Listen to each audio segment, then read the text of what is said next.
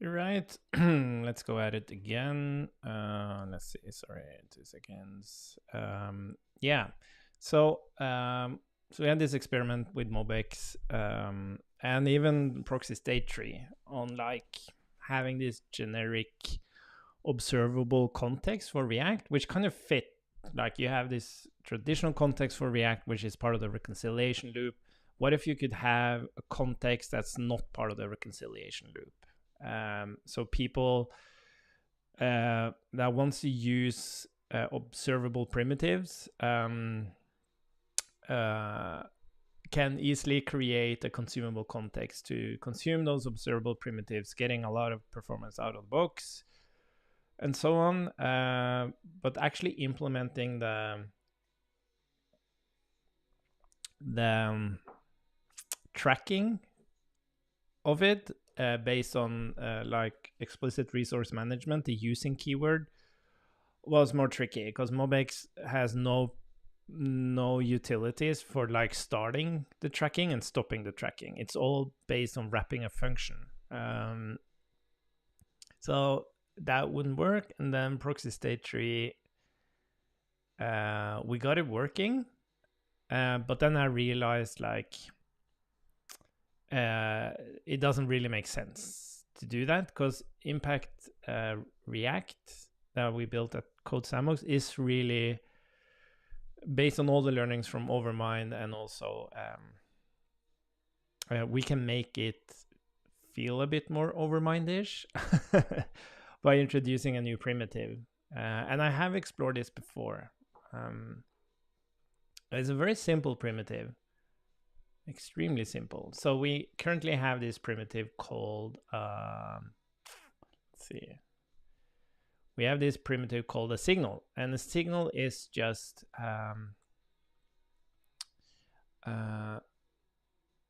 is kind of like a low level object where you have this value property to access the actual value. But this makes you like oh, why do I have to access this value? Why can't I just, like in MobX or Overmind, just access the value? And that's for technical reasons. This is not like it's a better API. It makes it more accessible. It's not. It's technically required to do this. There are other versions of this where you would have to call the count and stuff like that, but or do .get. But it doesn't matter. Like you kind of lose something beautiful about JavaScript, or like just the fact of accessing properties. It's just using it, right? The way Svelte gets around, well, I guess they don't anymore. So Svelte goes around that by using a compiler step, but that just makes it magical, right? So what if we could introduce, do we have export function signal? So what if we created export function state, and then this extends a record of string unknown, and I can call this state, that's fine. And basically what we're going to do is that we're going to just take each key of that state object, and we are going to convert those to signals and then just return it. And then the only thing that's kind of limiting, like the good thing is that it's still like immutable. So you still wouldn't like push to an array or anything like that. So we're still in this world of React. We're not changing that.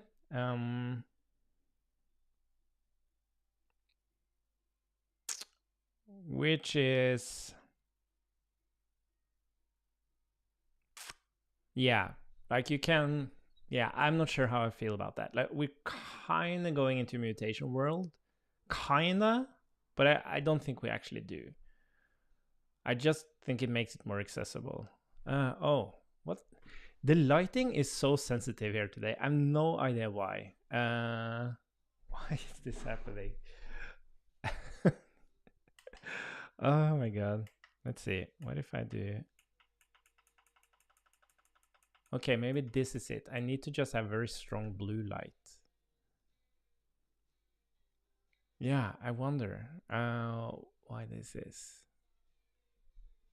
It's interesting. Yeah, maybe I should rather have strong blue light instead of that other one.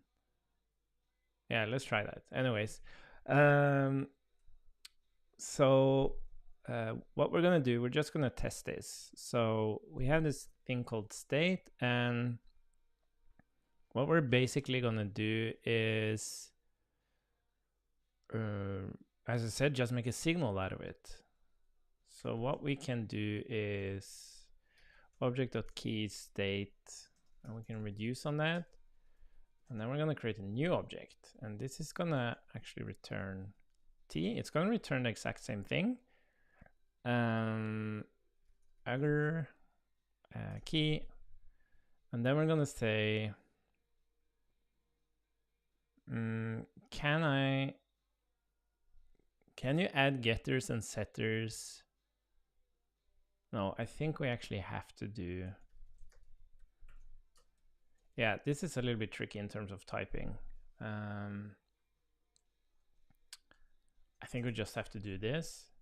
And the reason is that we need to use object define property key. And then we have get. Oh no, sorry, we don't. How do we do this? Well, first of all, we need to create the actual signal. State signal, which would be agar, which would be the actual value. So we have the state signal. And then we wanna, yeah, we kind of have to do it like this. So the getter would be state signal dot value, and then the setter would be state signal value equals value. That's basically it. Yeah, why do we even reduce over this? We don't need to do that. Let's change this. So wrapped state equals, and then we just do st. And what we can do, we can rather do object of keys state for each. And then we put the key here. And then, what's it called? Wrapped state.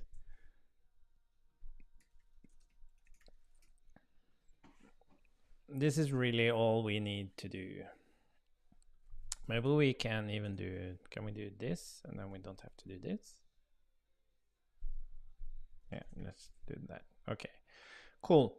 So I think this should just work. So now in our counter store, instead of having two signals, what we can do now is we can say,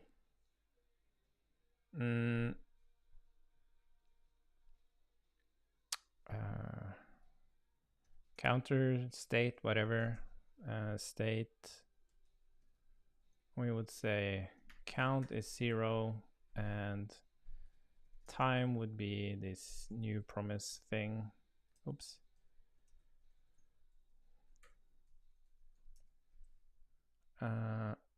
And we can still, so what we can choose now is that we can say, we can just return like state is counter state. We can do that. But I wouldn't recommend it because that means that you can change the state from the outside, and we don't want that. So I would still do this, but what we rather do is more intuitive. We return these things as read only.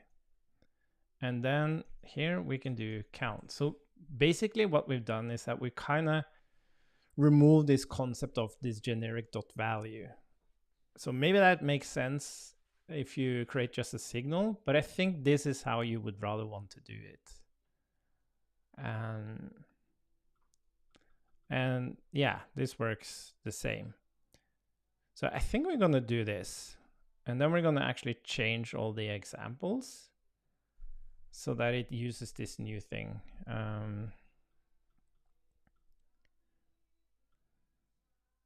Yeah.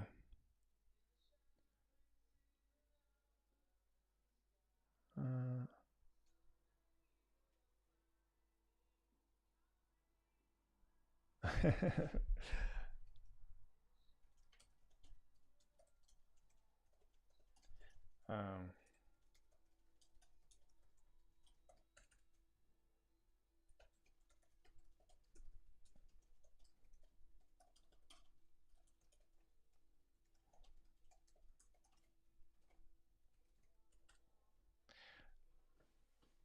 um, let's see.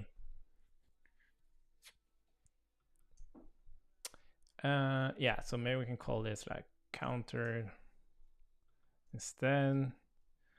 Let's do that. The tricky thing about updating the docs is that it actually takes time before the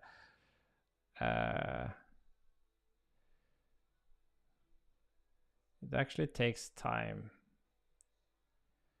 before the package on npm is available to Sampack for some reason. I don't know why, but at least we can release this version.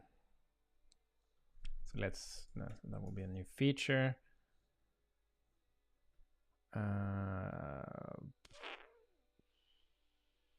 Okay, I guess that's it. Add state primitive. So we're going to release it first, and then we're going to create a new branch where we update the documentation for this. Great PR.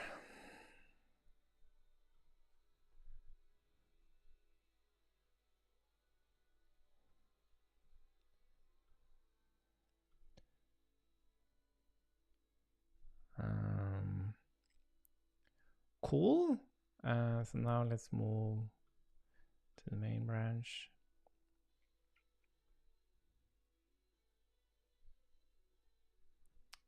And yeah, it pulled down the changes. And let's double check. Yep. So let's just go in and release it. So impact React. What are we using here? Is it Yarn? I always forget. Yeah. Yarn build, and it should be built, but I like to always build.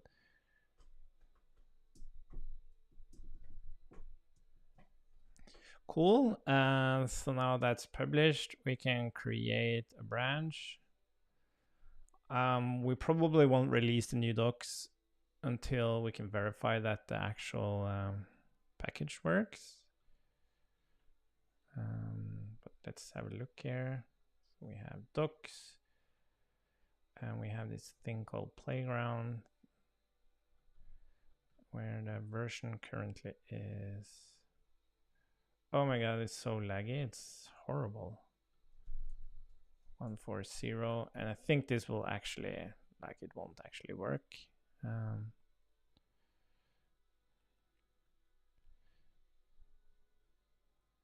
I think. Let's open this in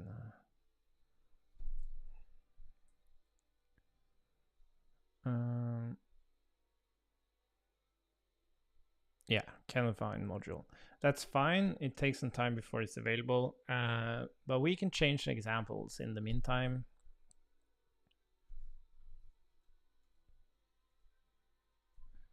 Let's see. So we are gonna say, let's start at the beginning, which would be here. No, where would that be?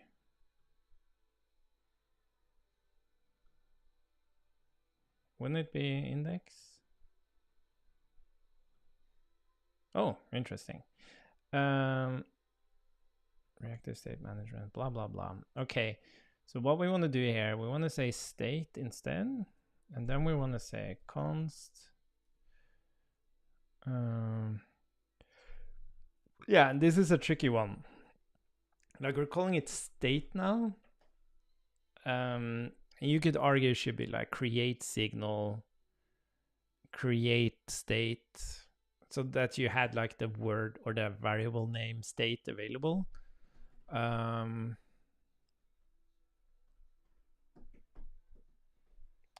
But I think we're gonna call this like counter or something, maybe.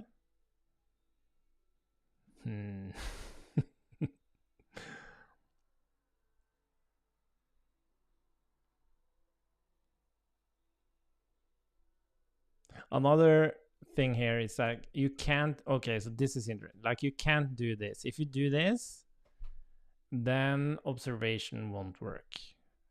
That's one of the really bad things here. Let's reflect on that.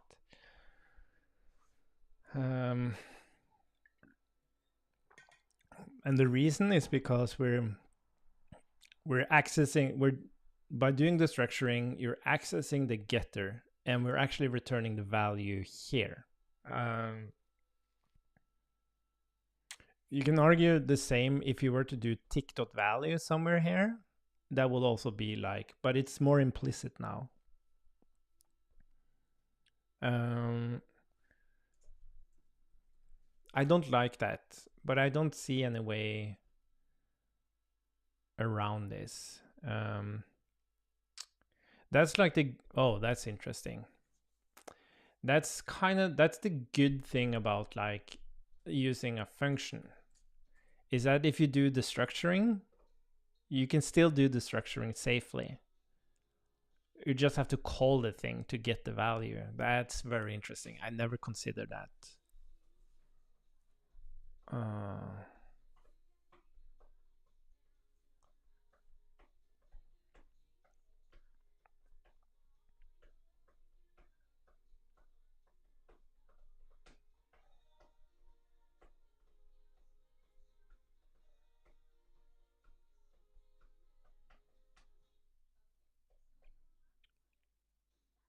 Yeah, but at the same time, in this solution, you can't destructure. You can't destructure anyways, because we're using the using keyword, and you can't destructure with the using keyword.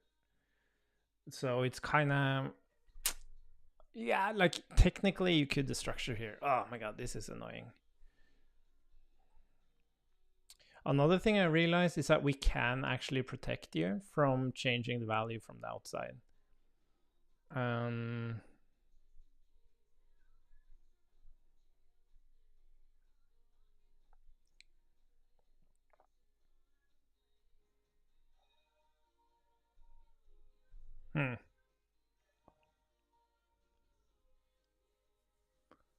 But I don't think that makes sense. No. Okay.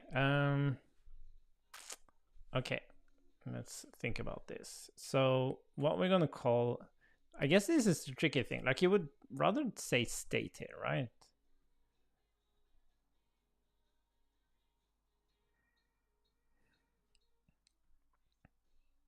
But now we hijack that thing. Does this mean, because we also have effect and cleanup, and you wouldn't call that create effect and create cleanup. That doesn't make any sense.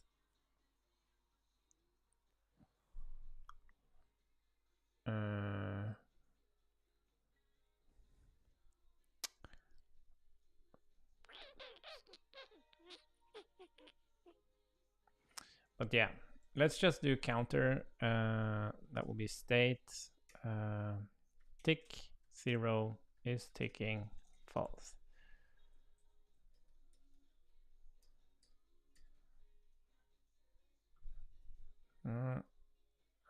And then we can do counter is ticking equal true. Counter.tick plus plus. Like it does read a lot better. Oh shit, what happened there?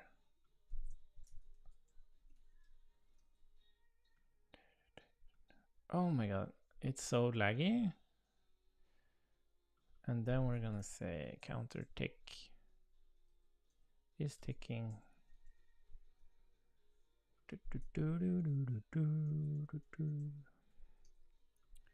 Okay, so I think this example reads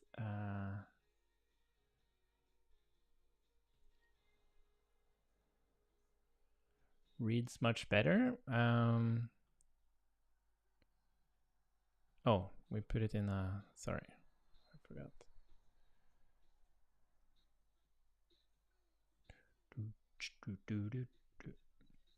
So we have a store. It has, this is the power of Impact React, is that you just have this scope, which is not reconciliation.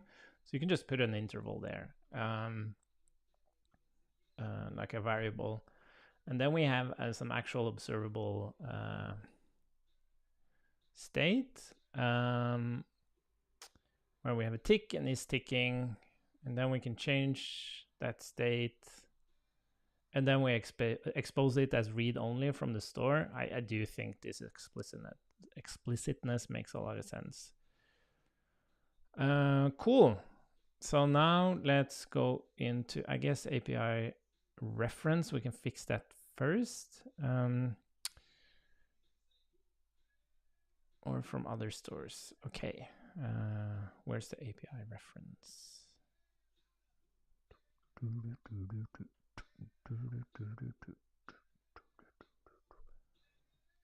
I guess this is the API reference.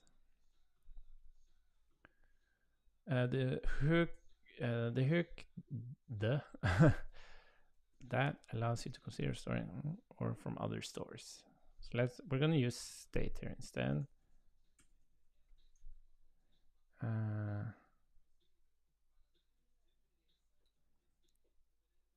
My store.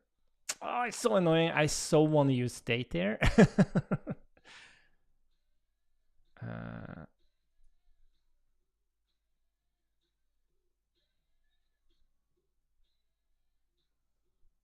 Oh my god, that's so annoying.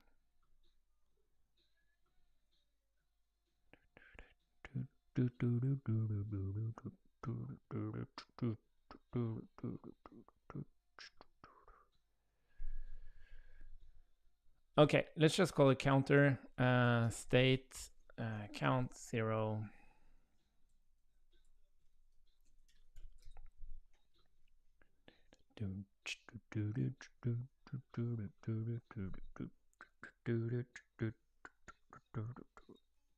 When a store is prior to a component tree, it can consume other parent stores directly. Use global store. Yeah, so let's just copy this. Let's use state instead. That will be global store. We can do that. Cool. And then we have, yeah, so I guess we want to put state first.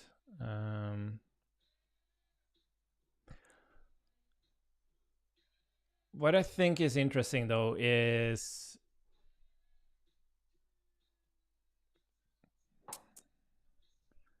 we should actually make derived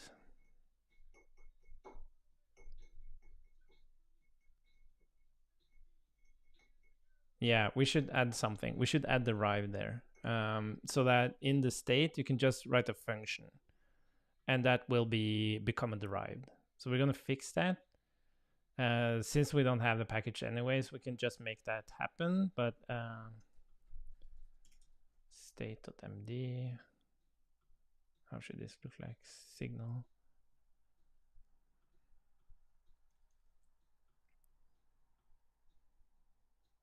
State. So this will be state.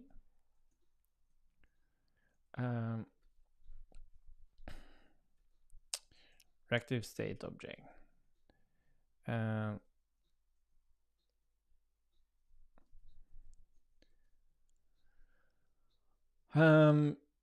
This is a small wrapper around, let's see, can I say signal?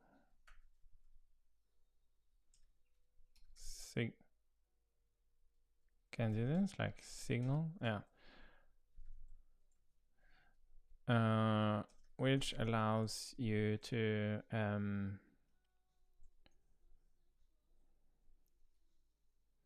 define the state of your store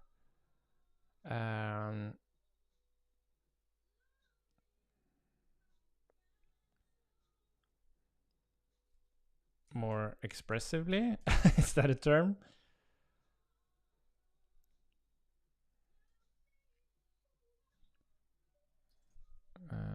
To define the state of your store.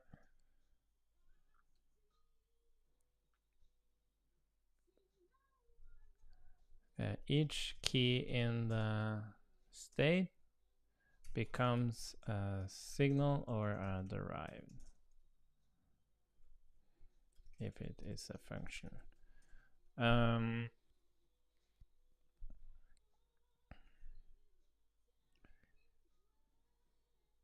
Yeah. So we say state. I don't think.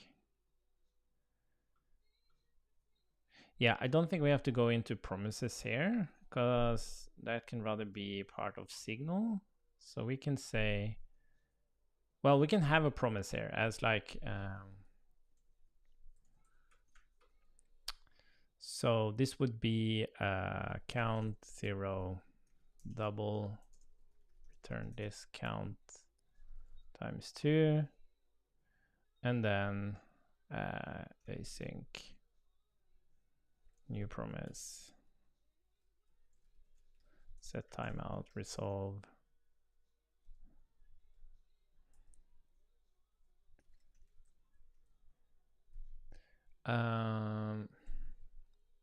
Okay.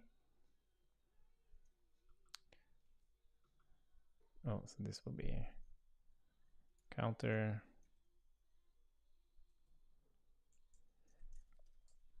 Even had a typo there. Get double get async. Oh, why isn't this? Do I have a typo here? Well, I thought this should.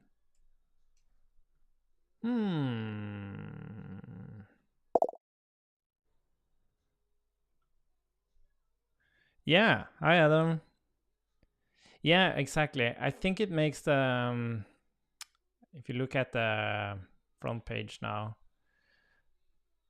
like there's something a little bit icky about like this dot value thing. It's like, it's kind of new. I don't know. There's just something about it that doesn't feel super nice. It's just less approachable.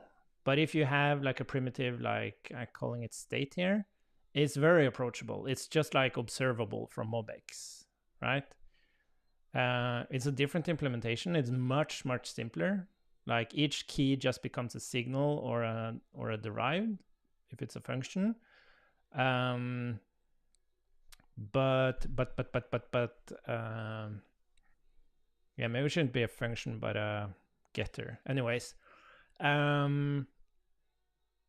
yeah, it should be a getter. Anyways, but now we make it simpler or more accessible because now you don't have this dot value thing. You actually treat this thing as you would treat like the MobX version of this, and you can still protect your store from changes by doing these getters. So that they become read-only values when consuming it in components. But yeah, each key is still like immutable, not technically immutable, but they need to change their value. So if one of these keys is an array, you can push to it still. But that's the thing, you shouldn't do that in React world. So we don't mix those worlds, we just make the concept more approachable, I guess. But let's rather do this. That makes more sense. So getters becomes derived, but for some reason I lost my formatting here.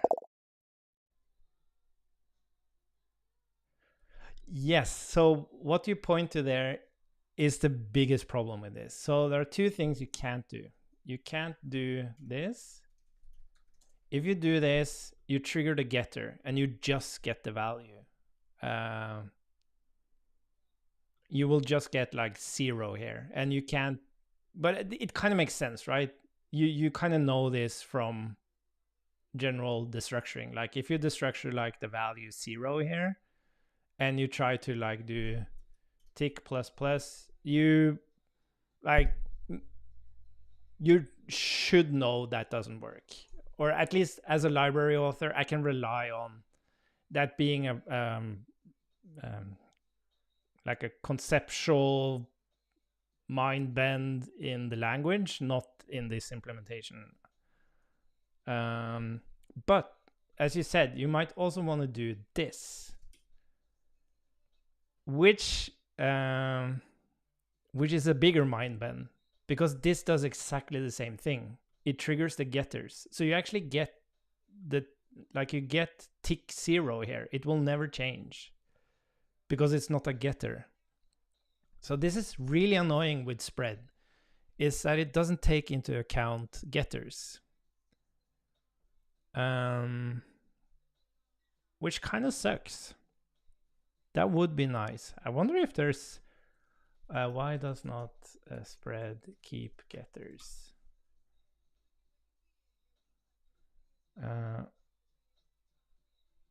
Yeah, like why didn't they fix that?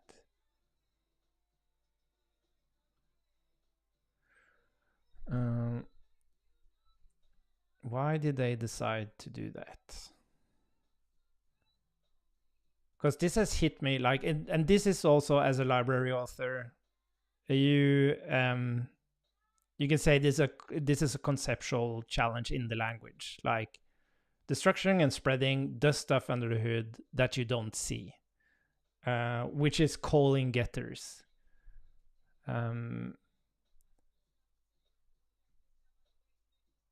But I guess, at least for the structuring, it makes a lot of sense that you can't keep the getter if you destructure a key that is a getter. Of course, you have to get the value at the point of destructuring. But this, with spread, I would expect it to keep the getter, which kind of sucks. But yeah, so this is the thing, like with the signal.value, you are very much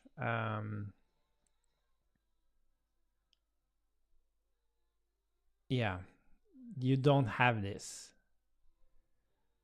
because you would never like destructure or spread the value. Yeah, it is a problem. It's not ideal.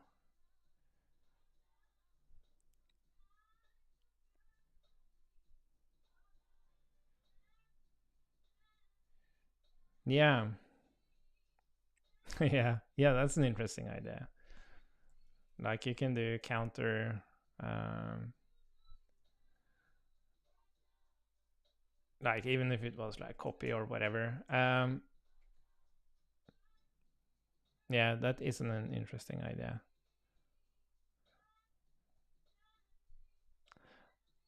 But at the same time, then you can argue, like, what's the right solution here? And this is like, just, there's no right choice. It's just different choices. Like, should you state that you should never destructure or spread what you generate from state?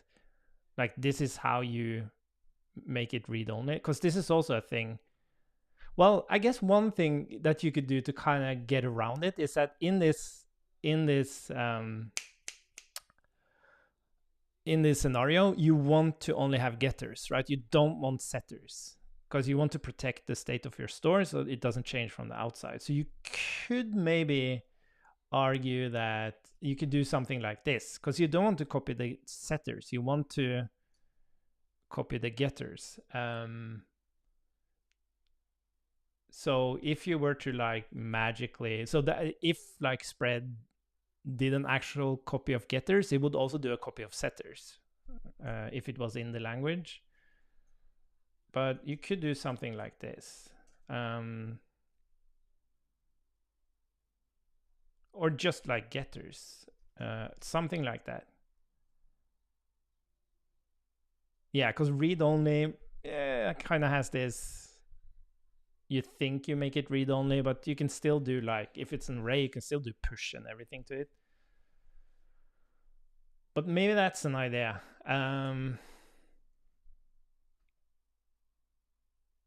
That is certainly interesting.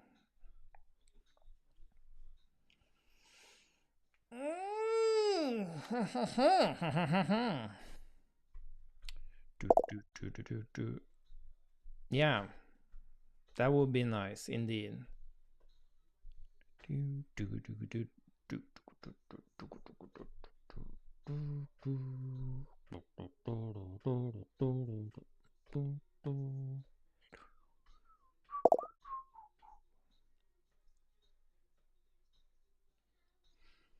Yeah, so that's like you mean the structuring? Yeah. So here you have to split it up. You can't destructure with using because this object is like it needs a reference to this object because this object holds the disposer symbol. So this needs to be in scope, the full object, and then you destructure like so.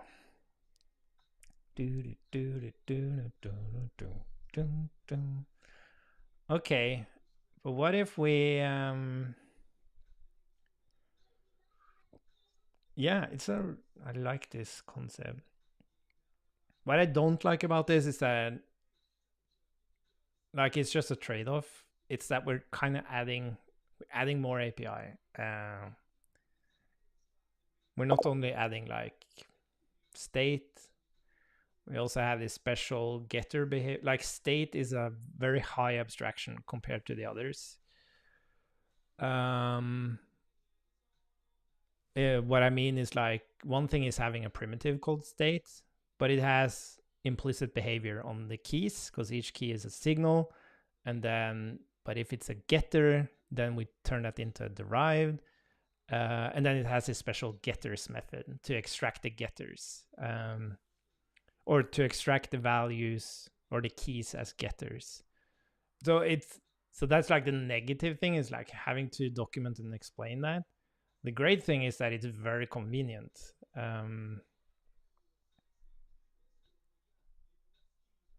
So yeah, I'm just talking about like the trade-offs. Bum, bum,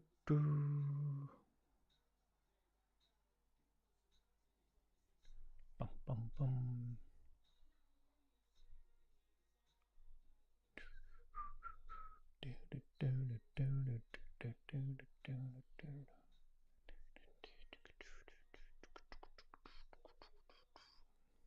Just approving a PR.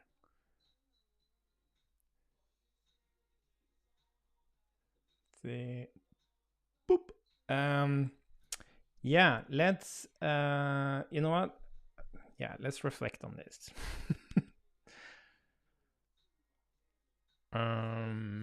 So, for example, like, how would you feel?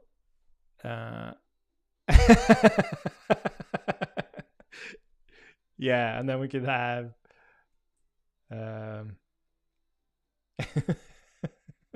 We wouldn't even type it.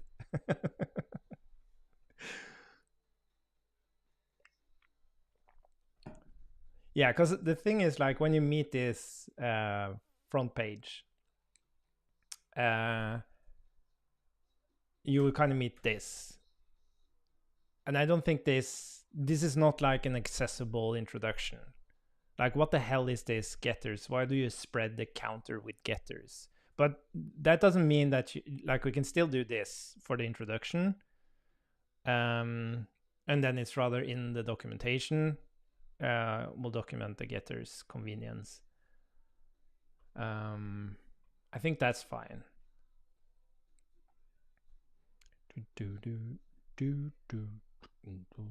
But it's not very discoverable. Like that's the thing. It's like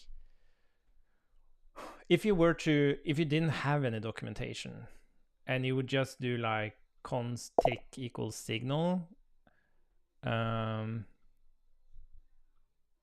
you would understand that it has a value very quickly, but just dotting into it or hovering it. Well, this getters thing, I'm just wondering if there's another way to achieve the same thing.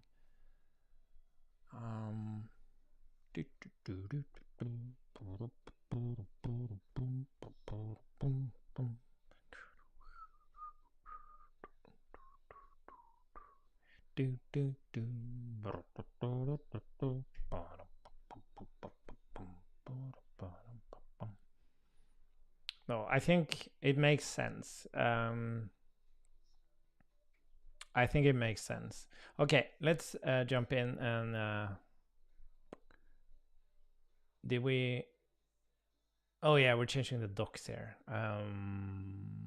Let's jump into another one. Can I command click this? Ah, no. Oh, what happened? Let's just do this then. Do it manually. Main.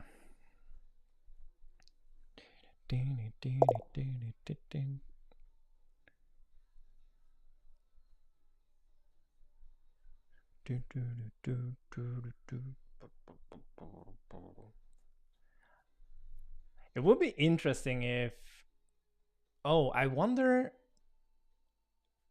you know what? I think there's a way to access.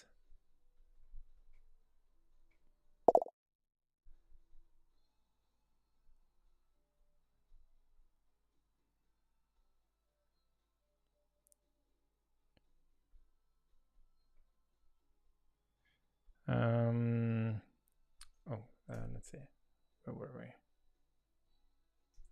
I suppose you could always do this: return state counter. Yeah, you can do that. So it's really a question of, you can like return the state and then, as you said, use counter, and then it's kind of up to you, right? So for example, this protecting of the store state, like it's not, you can't really protect anything because you can just mutate whatever you want.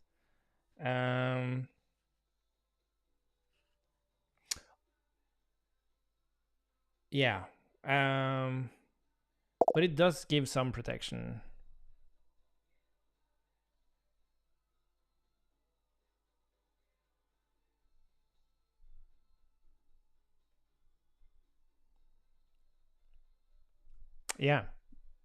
Yeah, exactly. But I think there's a way to, maybe I need a proxy for that. Like, I think you have to some degree access to the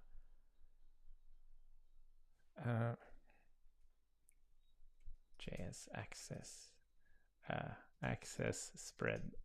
I don't know. Iterables like arrays into individual element. Intercept.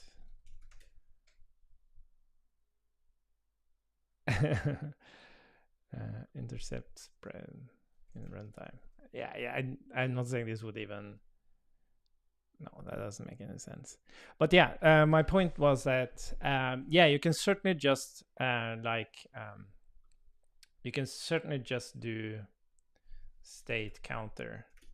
The only thing is, like, you're now able to change the state from the outside as well, because now you bring in the setters as well, or expose the setters. But that's fine. Like, maybe that's fine. And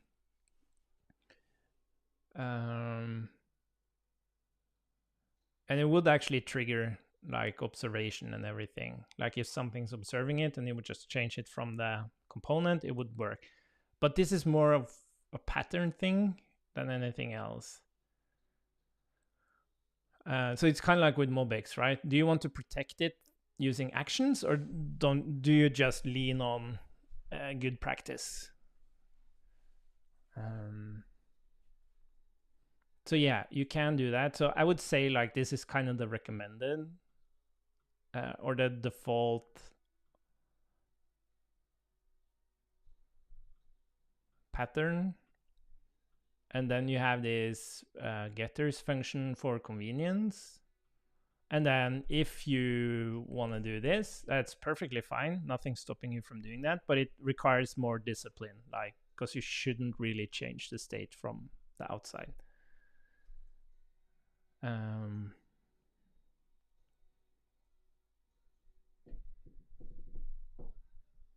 Yeah. Anyways, let's implement it.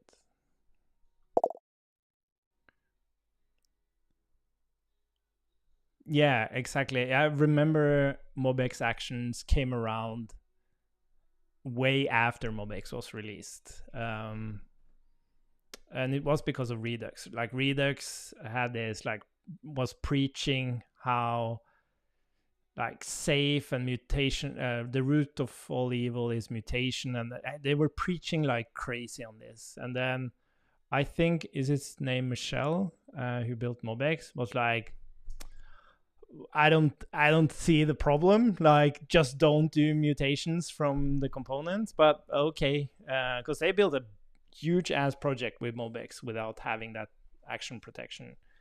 So it was like, okay, let's just add it then, and people are happy, and then you can opt out of it. I'm not saying it's like a bad idea to protect state changes to within your stores. I think it's a really good idea, but yeah, that you have to enforce it and not have it as like just a discipline, that's a different thing. So there are two things we were gonna do. We're gonna allow you to define, where's the state thing? I'm very curious about state. I like state because it is state. But what if you want your variable to be named state? And you can't call it store either, because the whole function is the store. So it's the state of the store, which, like, it is state. Naming. So what we need to check here is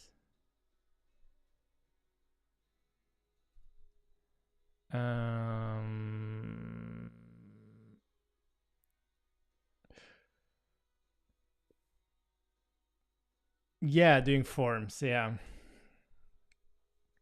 exactly. You just want to change it.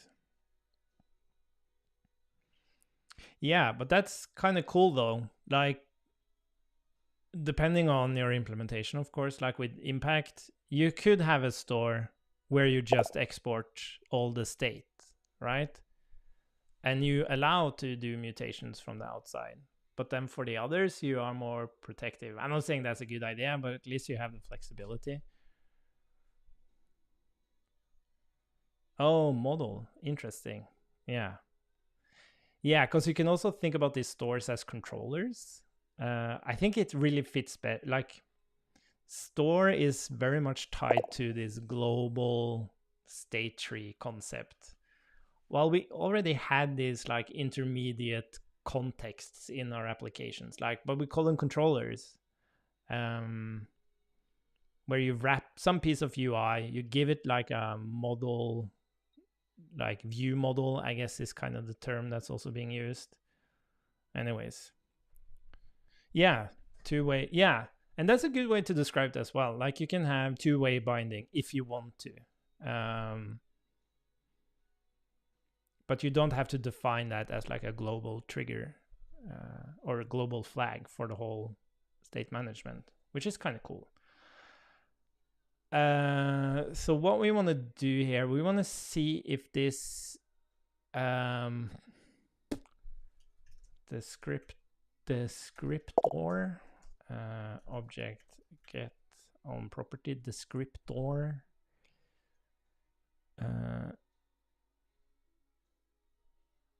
yeah, exactly. Yeah, you can even do that. You can even have, yeah, that's really cool. So I can't remember. So if descriptor, wait, where did my typing go? What the hell happened here?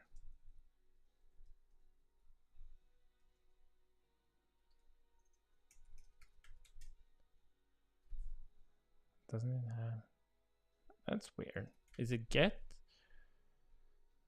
I think that we can test it.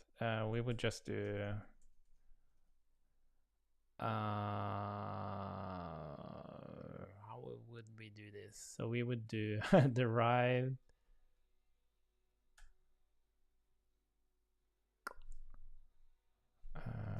Descriptor.get, and we will bind it to the wrapped state. I think this is how we would solve it. I think we can test it. Basically, if the key is defined as a getter, we'll create. What the hell happened there? Where did all the logic go? Wow, that was bad. What the hell? Wait, is it? Oh. Wow, what the hell is happening here? Server code codium pending picture minute. Oh, we have an issue here. What the hell happened there?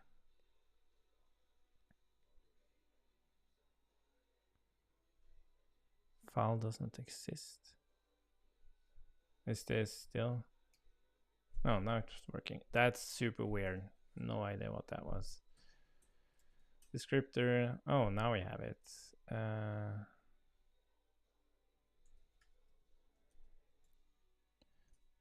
Then we do derived descriptor.get, and we bind it to wrapped state.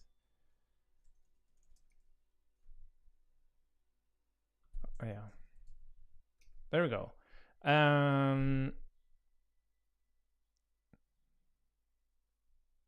Why is this wrong? Oh, of course. Okay, we have to change this. So if descriptor.get, we'll have to do one thing, or else we do another thing. Because you can't change. Thank you, TypeScript, because you can't change the. You can't change. A derived can only return a value. You can't change its value.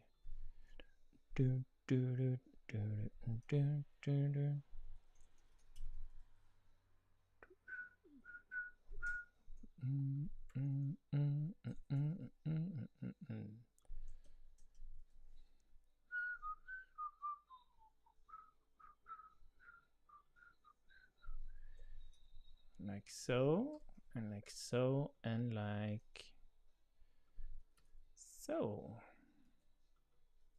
No setter. There we go. Nice. So we're gonna test that, and then we are gonna say that this actually returns getters, and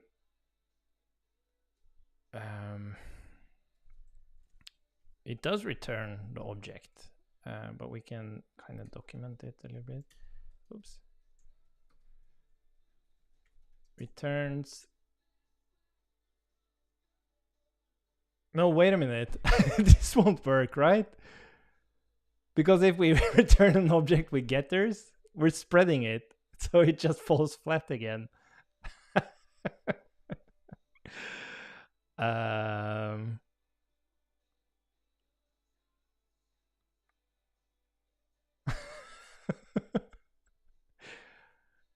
That doesn't work.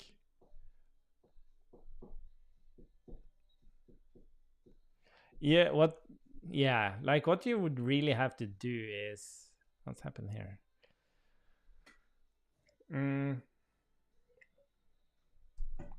Like you would rather have to do,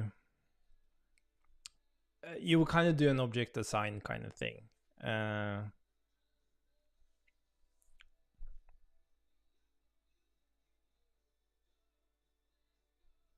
maybe that's how you would do it. So you would rather do, so instead of doing this, you would actually do object assign. Well, yeah. I wonder if object assign keeps getters. Object assign getters.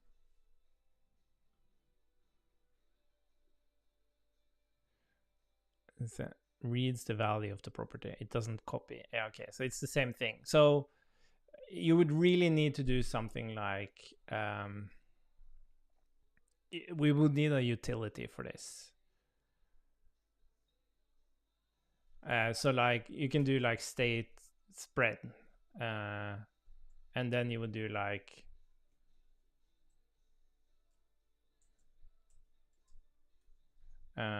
what was it, counter, and then you would have like something like this.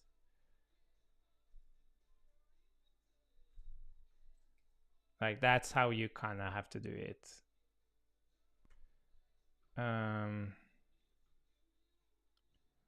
Like, and you could say merge or whatever you want to call it, which I guess is fine.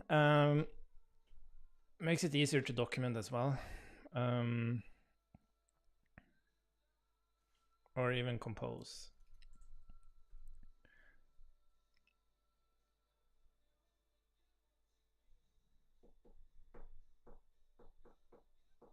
Yeah, I think that's how you kind of have to do it.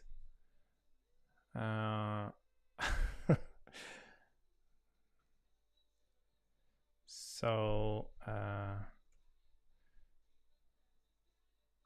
I'm actually a little bit unsure if TypeScript picks up on this if we just do state.compose.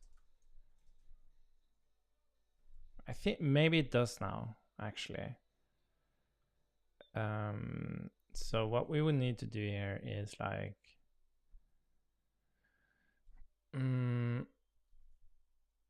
extends record string unknown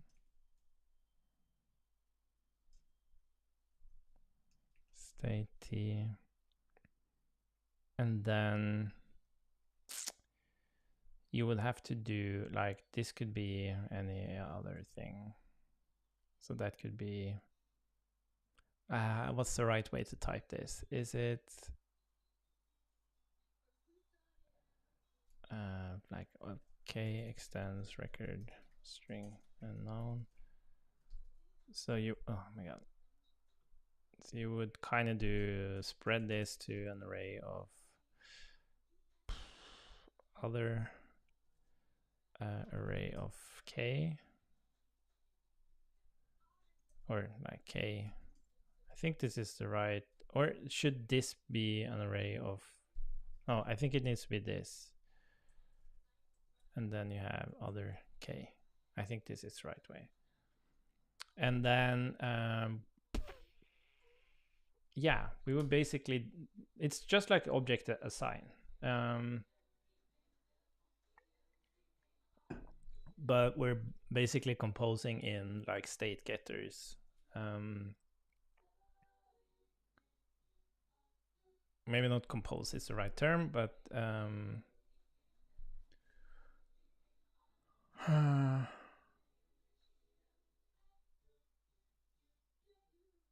yeah, I guess we don't really need this. Like,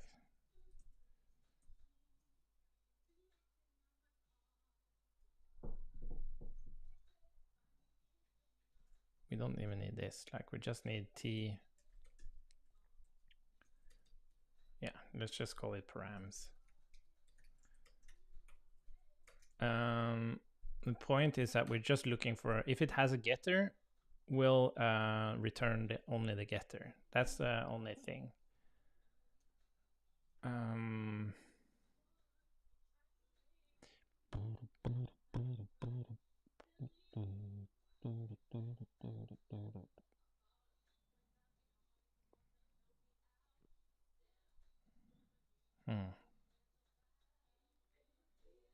I'm thinking.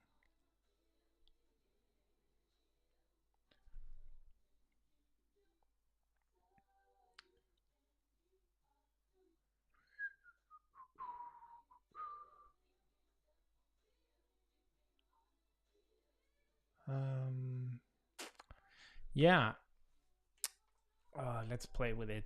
I'm not 100% confident in this.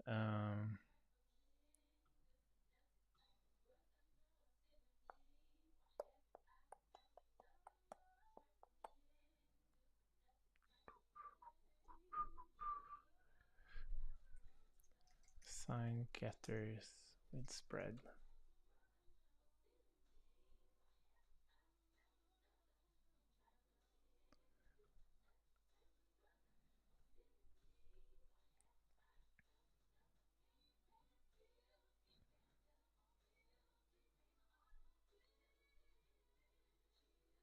Mm-hmm. Yeah, this is interesting.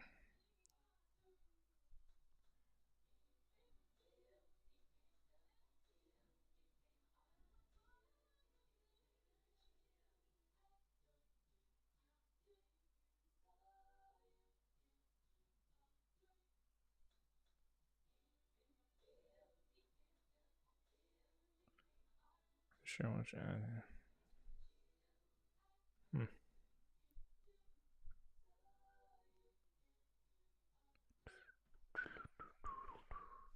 Yeah, no, this is just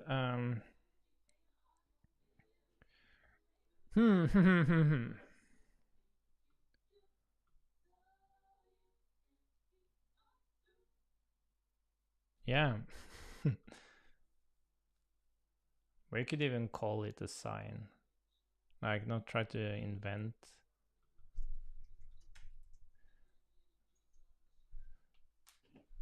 So, because it's relatable as well. And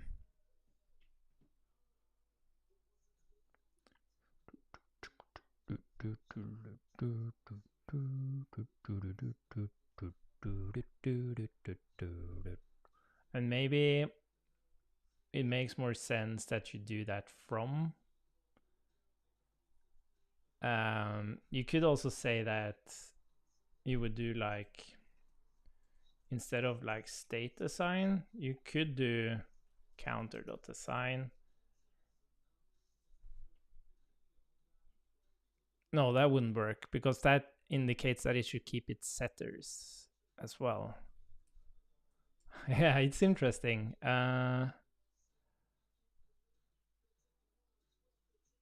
It should really emphasize that you are only extracting getters.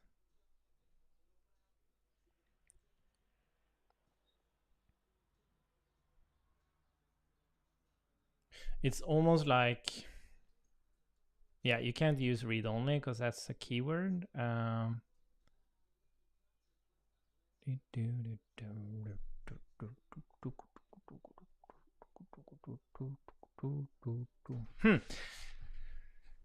I can't make up my mind. Can't make up my mind. Thinking.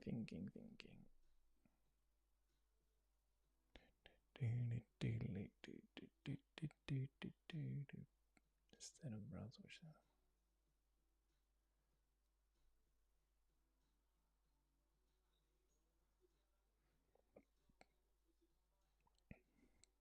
Just proving another PR. Yeah, I don't know.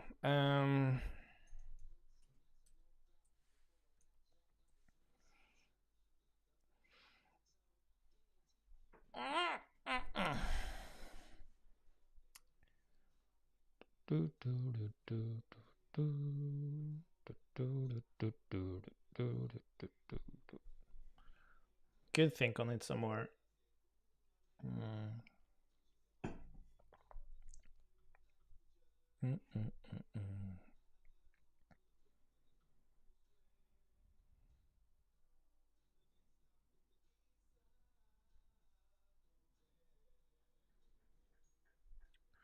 And it's also like hard to, it's not hard to explain, but you have to explain it. Like, why? Like, you would intuitively go to spread, right? That's the problem.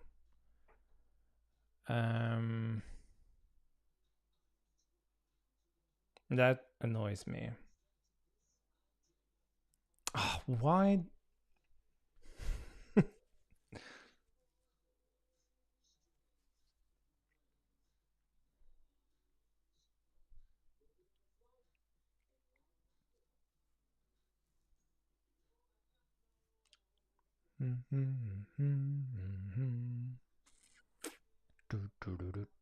But I guess this is the thing, like whenever you abstract, there's a bigger chance that there's like, yeah, it's like there's quirkiness to Solid and Svelte and all of these React. Like everyone has its quirks.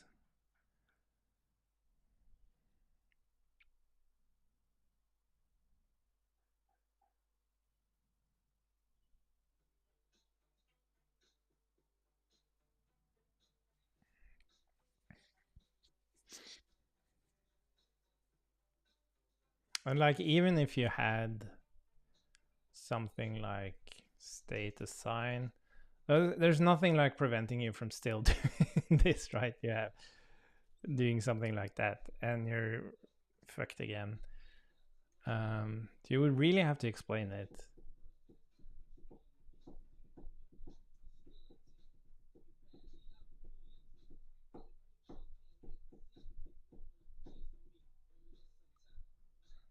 But maybe it should just be a sign. And then it's explained as a utility to merge objects and keep the getter.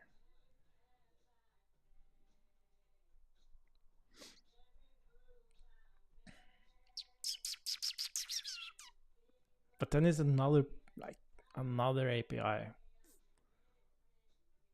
which I don't like.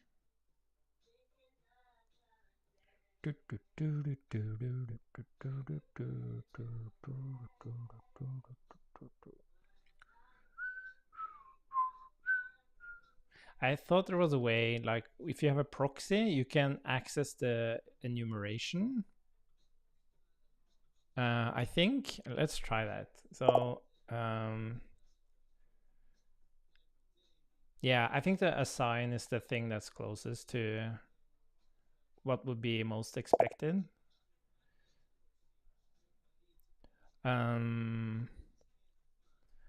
But what is it? TypeScript. Can I use TypeScript Playground for this?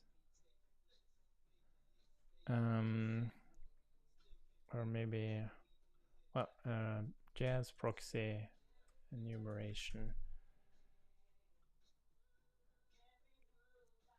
So this is interesting because with a proxy, you can control enumeration.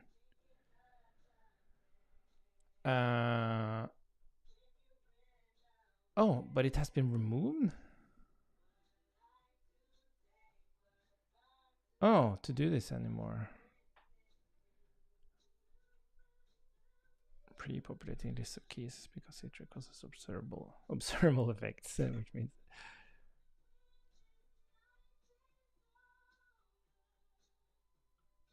Oh, interesting.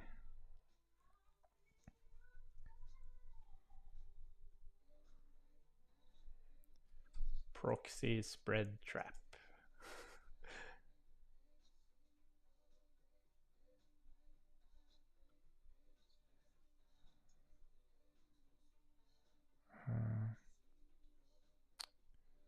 Yeah, I just have this feeling that there is a more elegant way of doing it.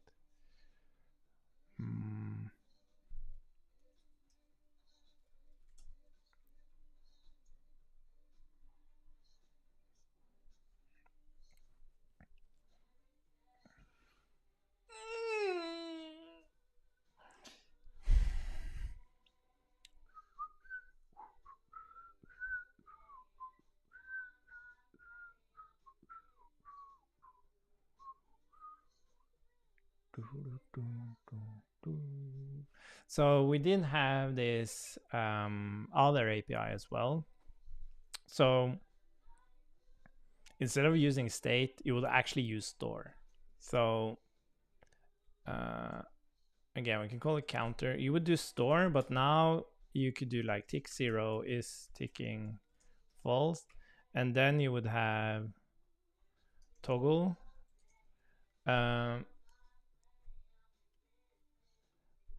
And then you would say like the whatever logic. So let's see. You would do something like this.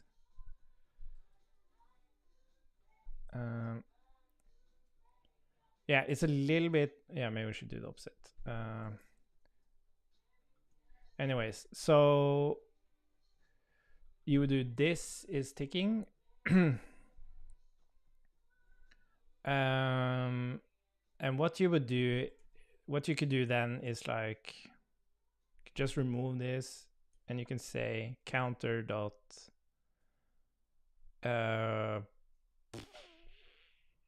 expose or something. So this is a different way to think about it. You actually define the store, and this is like the store is considered like the public thing, and then you expose it, and that would actually just expose the getters and the methods, where this would like still reference the internal thing, so it can still like change things through the methods, but none of the actual values or the signals would allow you to change it. It would be actual getters. So this is also a way to think about it.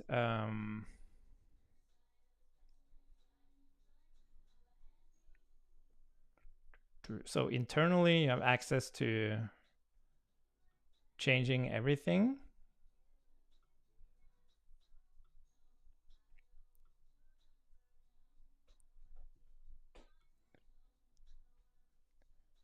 I kind of like this as well. First of all, it fixes issue with like you have the store here.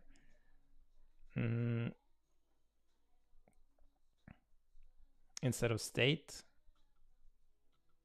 I think the terminology is a bit better.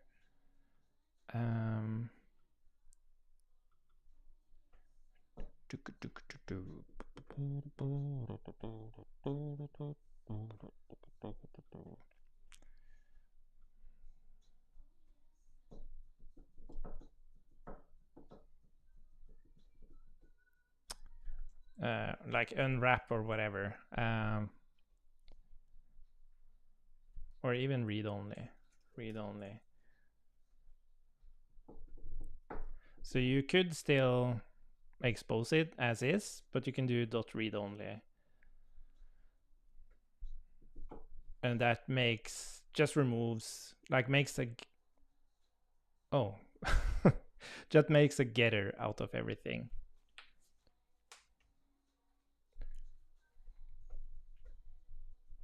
But any methods defined, they are still able to do setting of the state. I think I like that better. I'm very curious what you think, Adam. Where the hell did it go?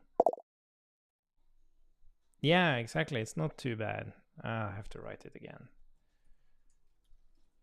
So store, you do toggle, and then you do counter read only. And you would say this instead.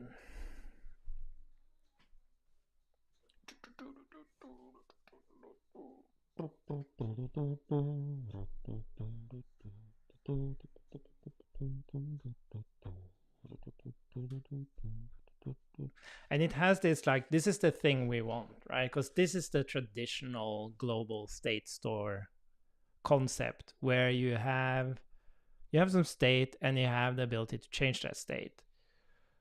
But where would you keep the reference to the interval in this case?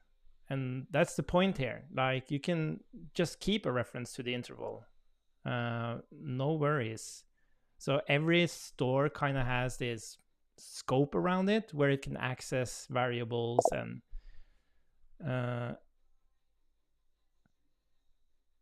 oh, yeah, good point. You don't have to do this. Of course, you can do just counter. Yeah. because this reference is the full thing. Like, even if we do counter read only, this method, toggle method, still has a reference to the actual counter and can change its state. Yeah, sorry. So that's perfectly fine. Yeah, I don't like the this keyword in a React context in general.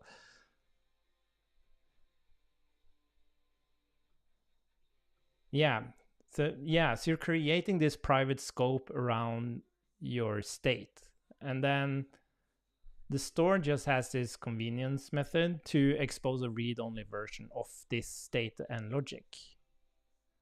I think that makes sense. Let's try implementing it just for fun. Let's see. So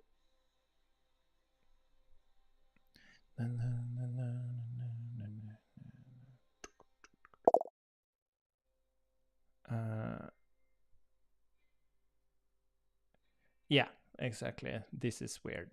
Should never do this. So let's call it store. So yeah, we can do unknown here. That's fine. And when we go through the keys, we are checking if it has a getter. But now we need another. Else if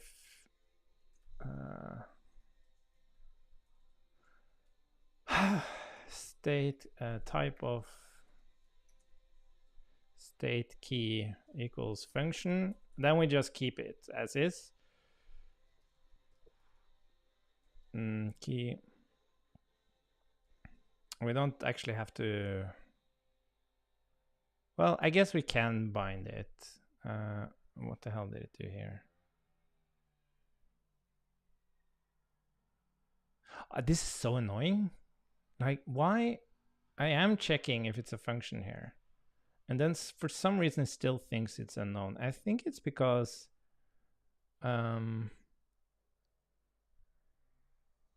like if, yeah, whatever. So we could actually make this, instead of unknown, we could be like specific about the actual type, so it would throw if you try to use like a map or set in there, but I don't think that really matters. Let's just ignore this.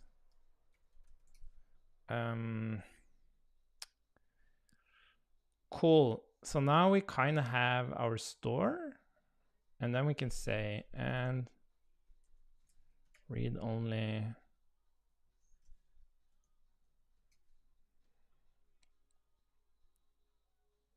Yeah, so we can kind of like call this, yeah, wrap state, whatever.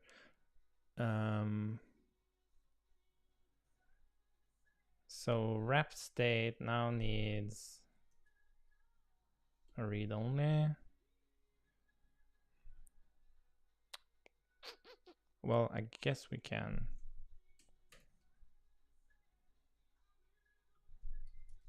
read only.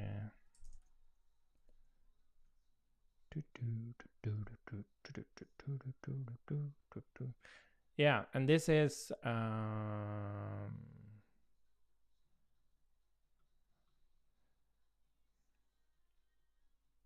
yeah, this is funny. We kind of have to do it again. Ah, that's funny, Adam. I actually thought about exercising. You know, I'm not carrying the kids around that much anymore. So like I remember before we got Emma, who's 7 years old now, my back could hurt relatively often. Like at that age, it shouldn't hurt that much. But then we got Emma, and I was carrying her around all the time. And then as Emma grew older, we got Oscar, and I started carrying him all around. So my back has been excellent the last 7 years. But now Oscar is like about to become 4, and it's less carrying around. So I need to replace that with something.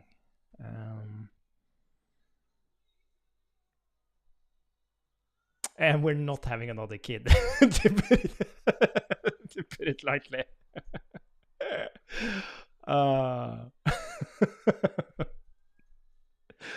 Let's see. So we're basically gonna do the same thing here. Oh, this is interesting. This is like, let's go through. So read only would basically go through the keys of this. Yeah, read only wrapper would be in this.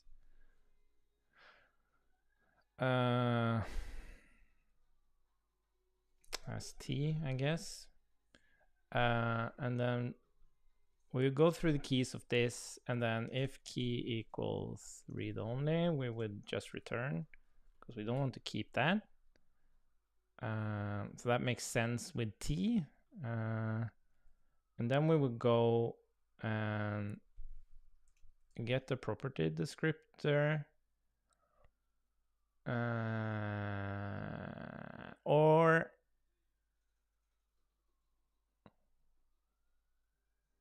I don't think we need a property descriptor here. I think it's fine to just go and check if it's a function.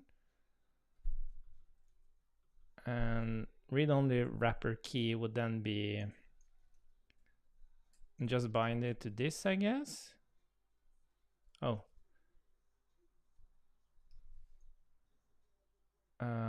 Or else we're not gonna do this. We're just gonna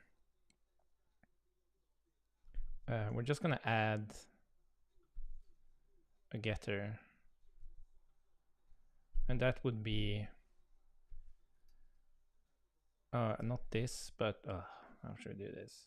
I guess wrapped state.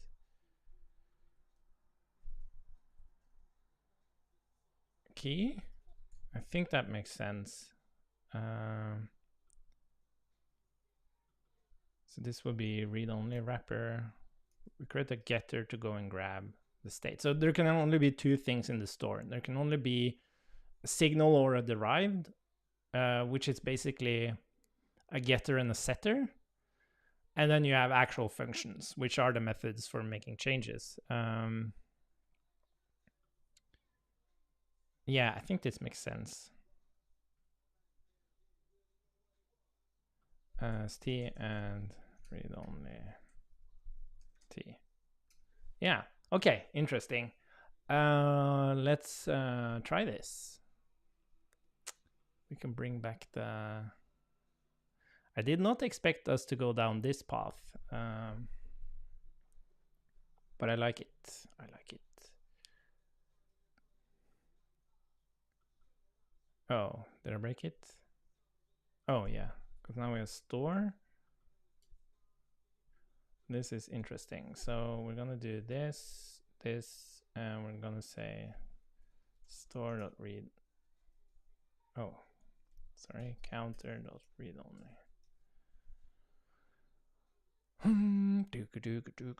That didn't work. What did I do?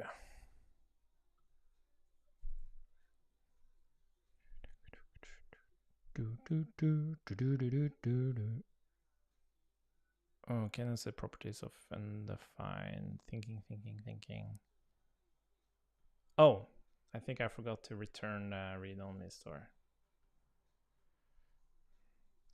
Where did you go?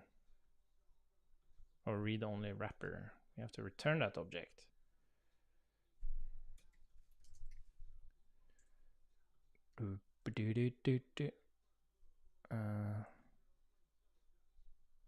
What did we do? Unsort was passed to use. Wait a minute.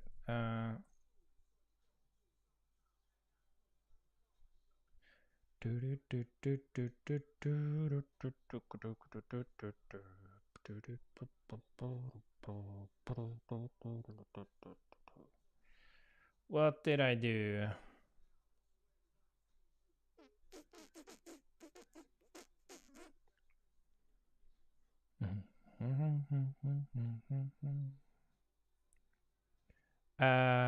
What is it complaining about? An unsport was passed to use. Oh, I think I know what it is.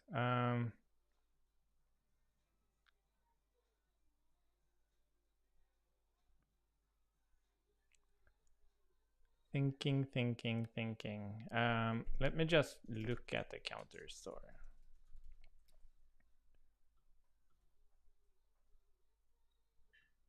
So we have, oh, we only have, oh, that's interesting. Why do we only have,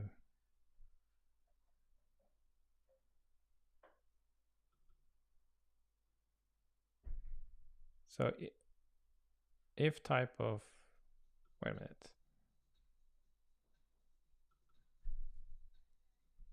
This key,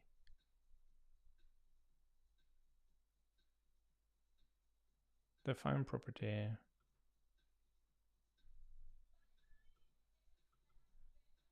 Yeah, I think we should use wrapped state instead of this. I don't like this. Wrapped state. I wonder what we're doing wrong here. This is weird. Why doesn't it have anything else than the increase?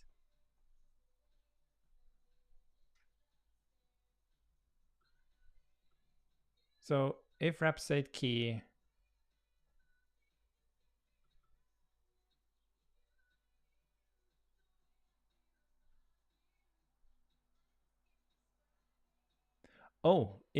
maybe object keys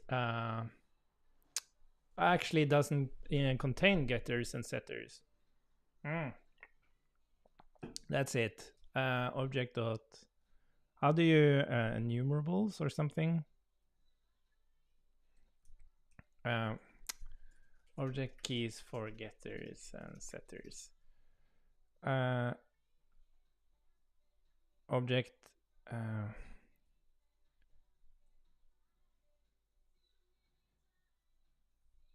get on property descriptors. What the hell? That's complicated.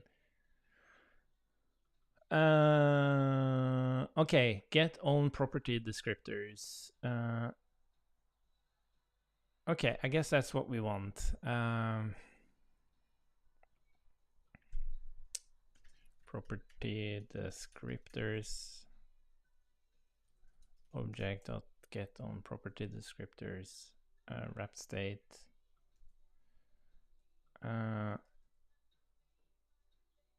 Yeah. And this is an array of property descriptors. And it's like this. Okay, so we're gonna do for descript. Oh, come on, descriptor of. I don't think we need like, oops, object values. Should be enough to do this, right? Oh.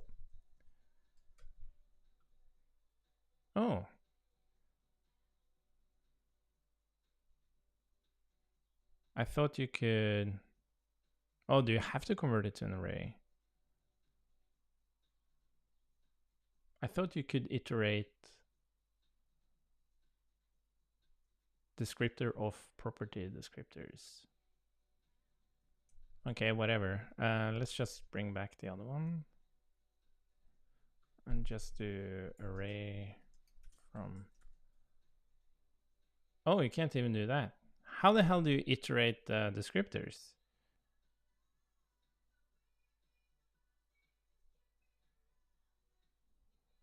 Ah, this is annoying.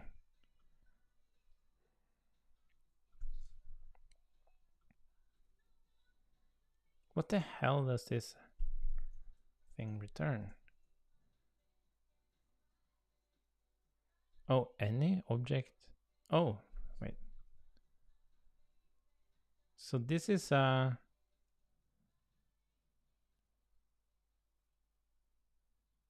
can't I go through them? Why can't I for each them? Read only. Oh my god.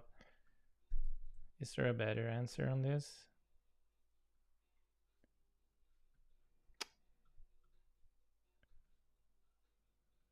So is this, how old is this? I want to do this 2021 20.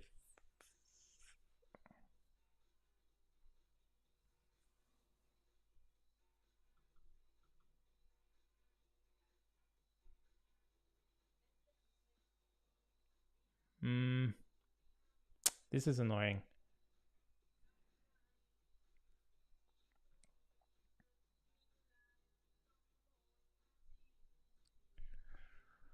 Oh, it's getting hot in here.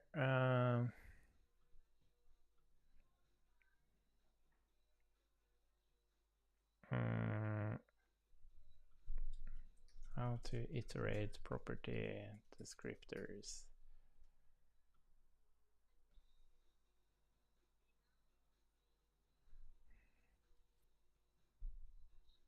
Get property on property names. Yeah, maybe that's the one I'm really looking for. Get on property names. Property names. So this is just an array, right? Yeah, exactly. So now we're going through all the property names. Does that include? Yeah, it does. That includes everything. Okay, nice. Nice. Okay, cool. So that's kind of the implementation of the store. And then let's revisit this. So the concept here is really that instead of these global stores, so you can argue, like, for example, MobX has the same yeah, this is interesting. So MobX already had a private scope, which was the class, right? So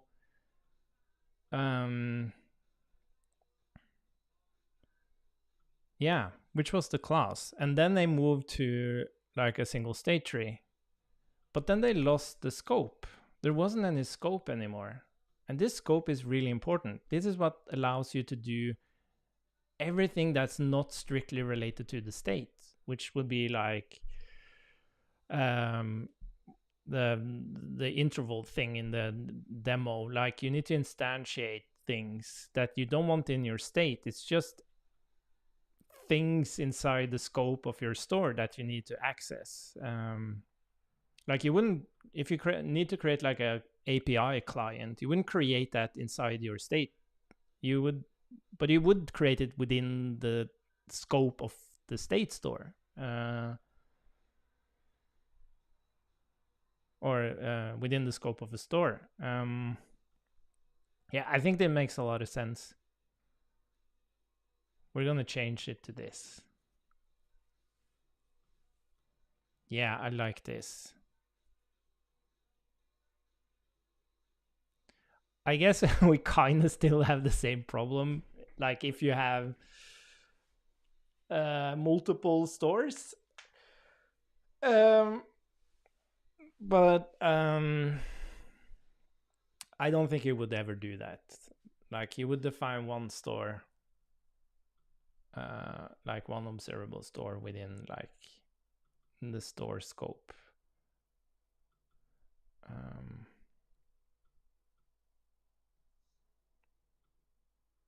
Yeah, I think this makes sense. We're gonna publish. Should we test derived as well, by the way? Double. So we get double. Yeah, so this is also interesting because this can also now do like counter.count times 2. That is very interesting. I wonder if this works. Where is it? So we're gonna do a double. Now the thing we need to do here is we need to isolate this. So function test2.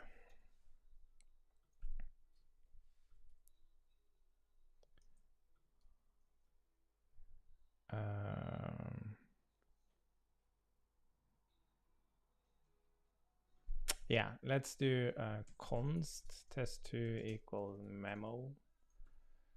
Instead, I'm gonna isolate this thing.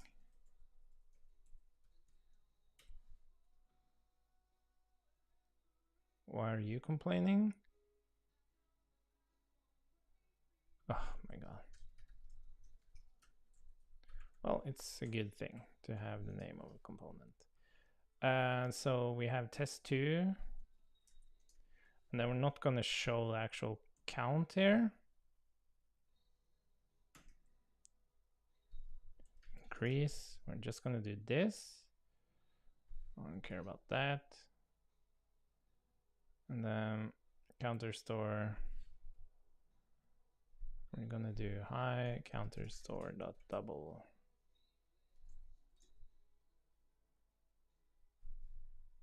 Where the hell did, why is that NA now?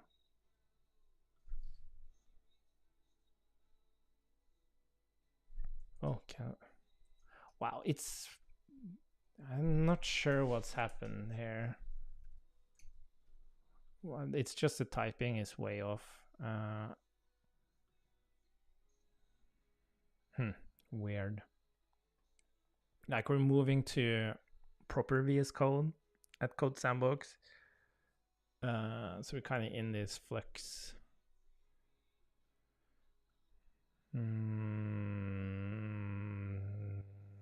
Okay. So when I increase here, yeah, it works.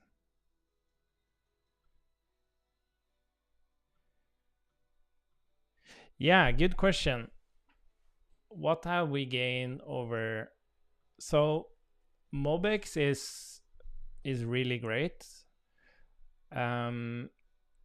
But in my opinion, and I remember when Immer came out, one of the core, Sebastian from the React team, said Mobex is not following, is contradicting to the paradigm of React, while Immer is perfect for React. And it's basically that React is based on like immutability, in quotes, immutability, reference checking, and anything that can mutate is like contradicting to the paradigm of React. And then you can argue like, yeah, Mobex, but then you have actions on top of it, so you avoid mutations in components and stuff like that. But it is like fundamentally different. And the thing I noticed when we put Overmind in the like I worked with a team at Code Sandbox very early on where we had Overmind. They never used push.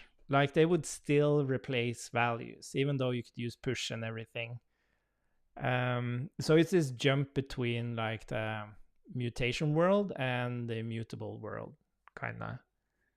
So what you have here is like a much, much, much simpler implementation of observability, where this store still has immutable values. Like the count is immutable, time is immutable. If we have an array, it will also be like not immutable, but it's a value you need to replace to trigger observation. So you would still treat it as the state you would have in your components. You would still updating an array, you would use spread or slice or whatever. Even Immer, you would still use that. So you have a more common paradigm across this state management and the state management in your components. And then I can very easily argue, well, it isn't that much of a mind shift, is it? And we used, and I would agree with that. But I think, but it is there.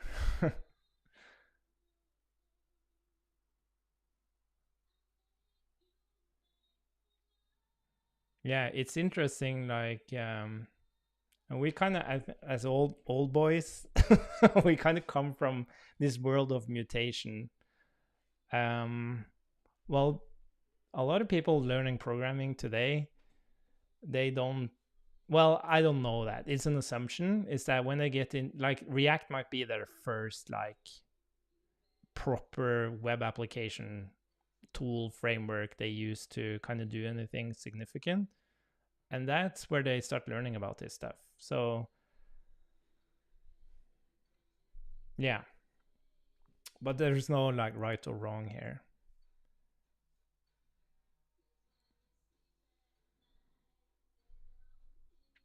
But in terms of, and we don't have proxies. That's a big one. There's no proxies here. It's just values. You don't have to, like, that's a huge one for me. I don't like using proxies. Like Overmind is also based on proxies, but every time you like pass a value or you log something out, you have these proxies all over the place. And it's just not ideal. So there's no proxies. It's the same paradigm as React itself. But it's, yeah, way more performant than React. And then you have the React compiler that's coming now. And maybe that compiler will make React really, really fast so that you can use, instead of having like 15 context providers, you can actually get away with having one, just because the React compiler made it. So even though every time you change that single context, you will affect like every single quotes, every single I'm noticing I'm talking to you in the car, so I'm explaining my hand gestures. But yeah, even though you were able to merge those 15 contexts into one context, and then every state change would affect like 25 different components, it wouldn't matter because the compiler made the reconciliation of those 15 components so fast that it doesn't really matter. But then you still have a context as part of the reconciliation loop. So you still have like these iffy primitives for the reconciliation loop to do like complex state management, which isn't ideal. You have the fact that you can't rely on mount unmount hooks. Just, okay, you want to instantiate something, a class instance, and you want to dispose of it when the component unmounts. That's like unreliable in React. Yeah, I like that. Classes versus functions. So you can also, especially if you look at this, that's a really good way to put it, I think. At the highest level, like MobX uses classes to encapsulate state and actions and allowing for a private scope within that class. But we use a function to do exactly the same. And then you can take like one step down. Okay, we don't use proxies. We have the same like immutability thing as React has. Yeah, I like that. Instead of classes, it's functions. So, but that's, I never thought about this. Like, MobX actually had a really good primitive to encapsulate state, and that was classes. And then we had these state trees coming out, and they don't have a scope. They just have state and actions. They don't have a scope around it. So you don't have anywhere to put your subscription disposers or your class instances or and stuff like that. But you have that either with a function or function scope or a class scope. Yeah, I like that. What were we doing? Yeah, let's ship it and then we can update. So I guess that makes it 5. Change to store instead of state.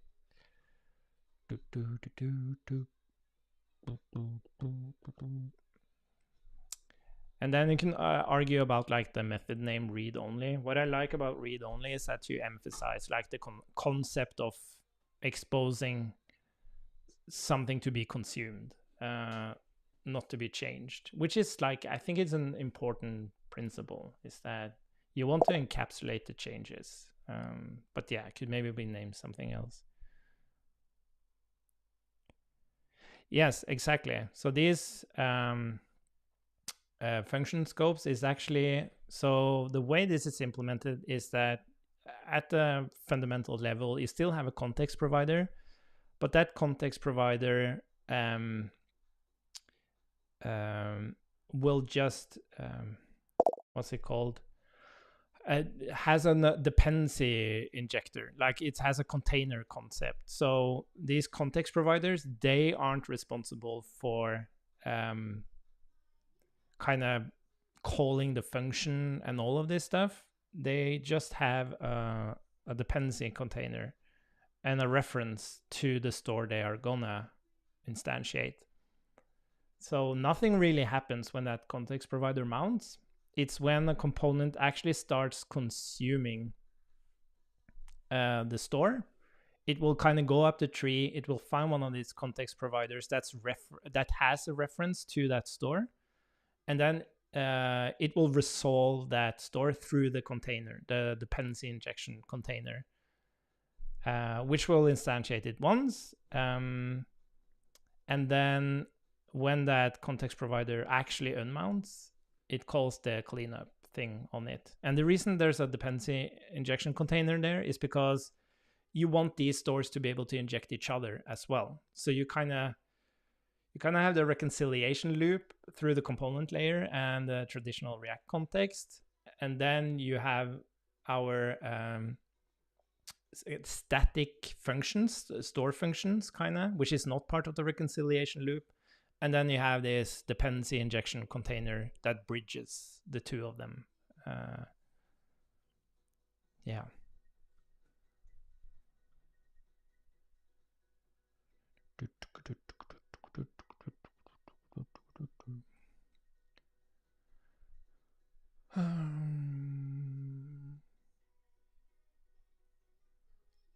I'm listening to my 90s hits. And we're on Wigfield, Saturday Night.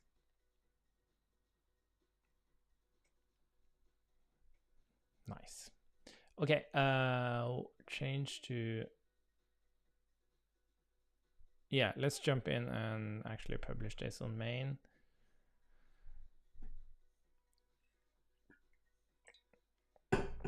Do I have any meetings today? I don't think I do. Let's see. Oh, I do. Okay, 2:30. I have some sessions. Okay.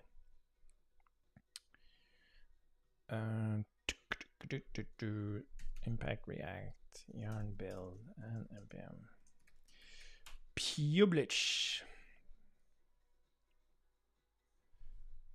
Oh. No! Do we have type errors? Seriously? Or was it just... Oh my god. Should have tested it.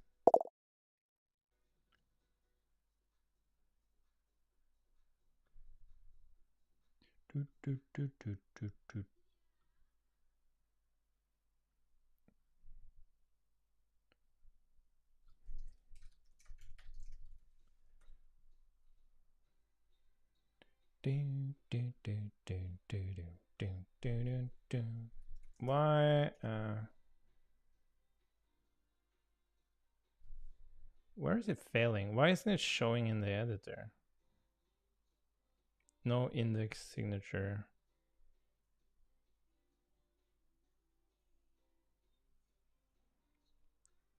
Oh, yeah, I think we have to do... Oh, this kind of sucks. I think we just have to... we have to do an as there, and we also need to do an as... Oh, maybe that's fine.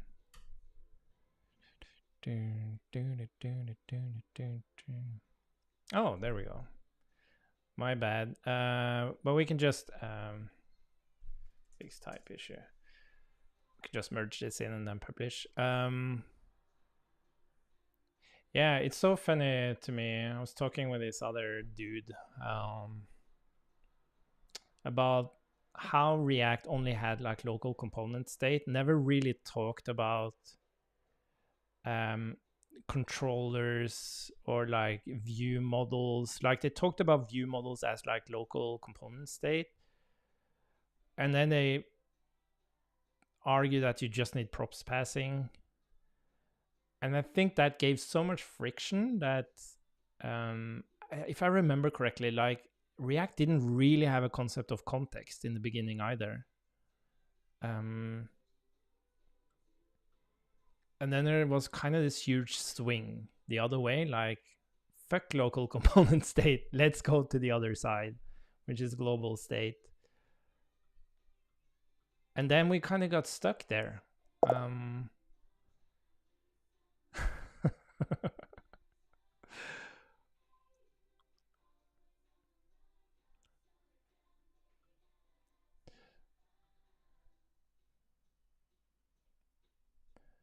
Yeah, we're like the cowboys of the JavaScript ecosystem doing mutation.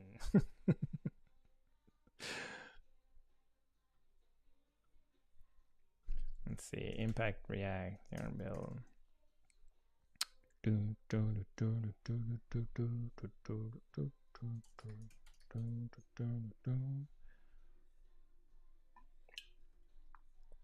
Okay, cool. So now we made that change. So let's go here. Let's just, I think we're gonna just stash a little bit. And then, wait. Oh, you know what? Let's just git stash pop and then git clean. Let's just gonna do this again. Ugh, is it reset hard? I can never. Git clean force. How the hell do I get rid of this thing? Delete. There we go. Let's just do it again. So we have our playground, which will now point to 150. I'm excited to tell my colleague about this. I had this close collaboration. Like we've had this general collaboration, but it has been very much been driven by me. But I have a colleague that's been part of like especially building the debugger, but also like discussing. And anyways, I'm excited to show this.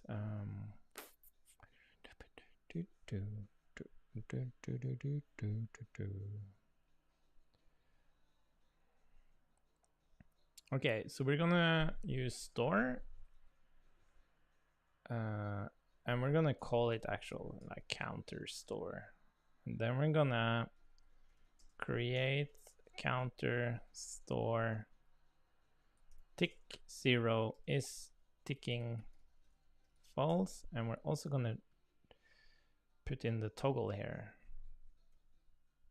and then we're gonna do, and now I think it's actually fine to do like call read only here and not do this thingamajig.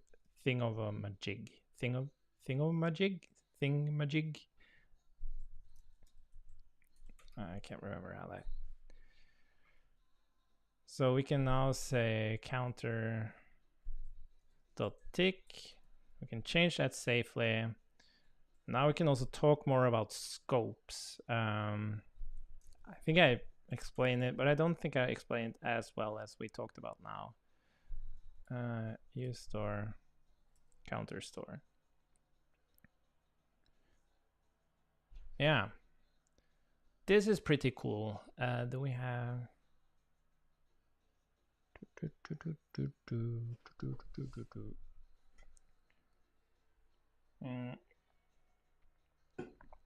Yeah, I like this.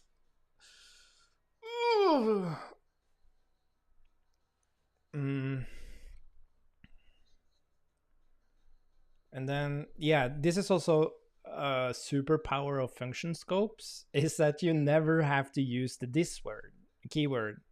You can just reference things naturally, which is also really great.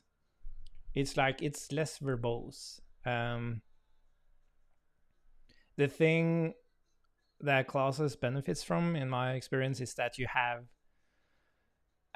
like there's different ways. Like we have the start and stop function here, and there are different ways to express that, and you can put them basically wherever you want in the code. So it's less restrictive and expressive, I guess, but at the same time much less verbose. Cool. So that's the counter store, and then we have use store, which now states Huktela that allows you to consume or store in common or from other stores. So let's try to use store here as well.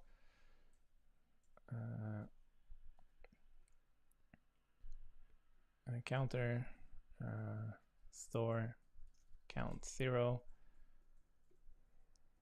counter.read only.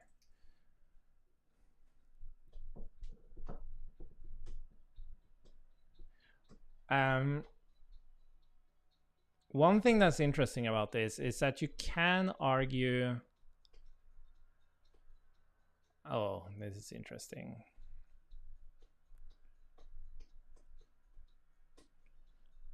Like you could argue that you could just return the store, and then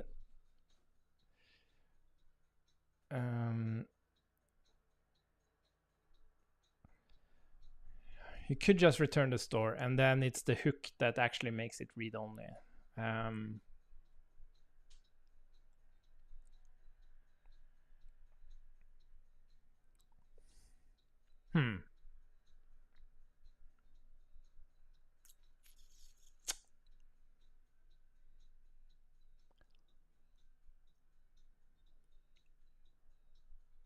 That is interesting. Because initially when I built this concept, it was like, it doesn't matter what you return from the store. But now it's an actual store. Okay, you know what? We're going to do that. You can just return the store. Dagnagit. So we're basically just going to check, is there a read-only method from the thing that's returned from the store? And if there is, we're going to call read-only. And then you can just return the store. And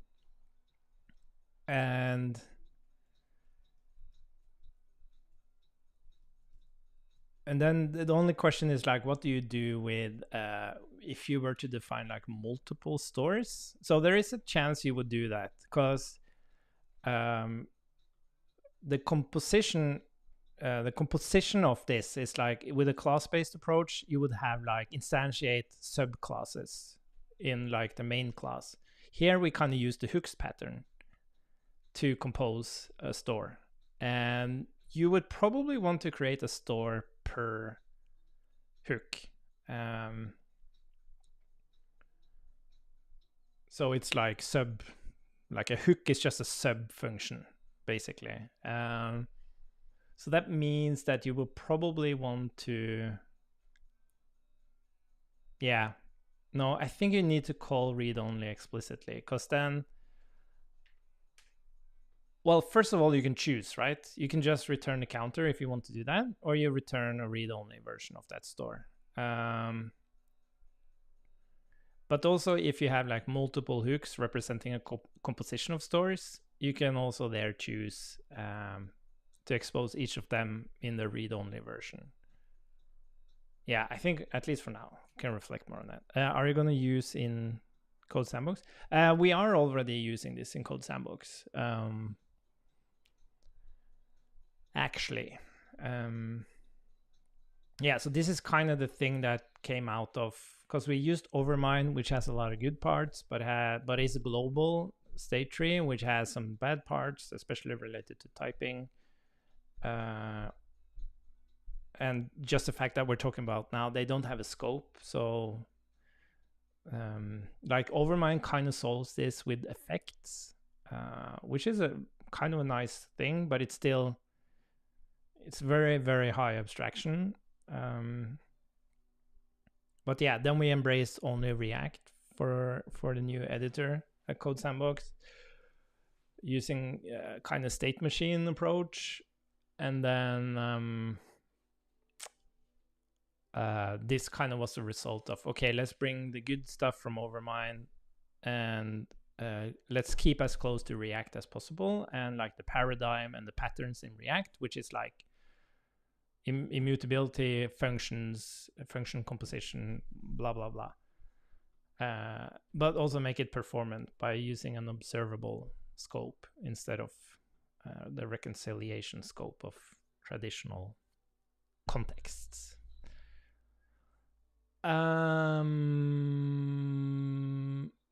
To the when the store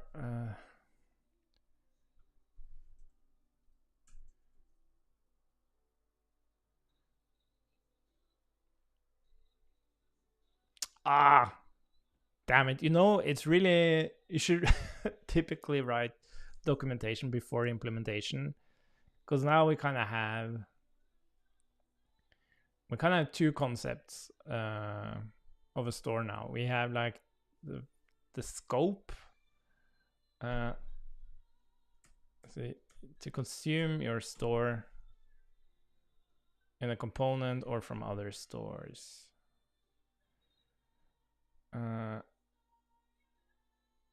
Other parent stores directly.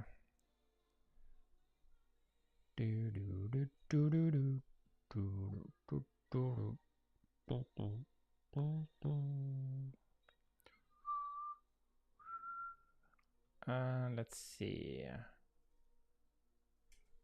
How should we do this?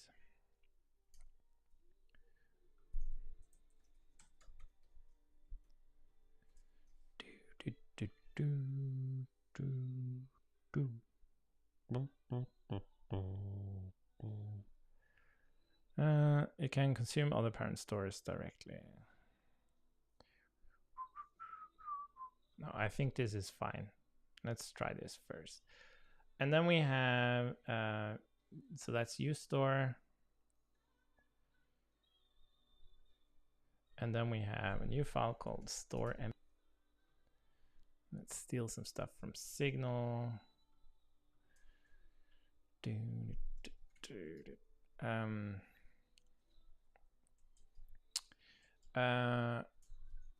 Reactive state.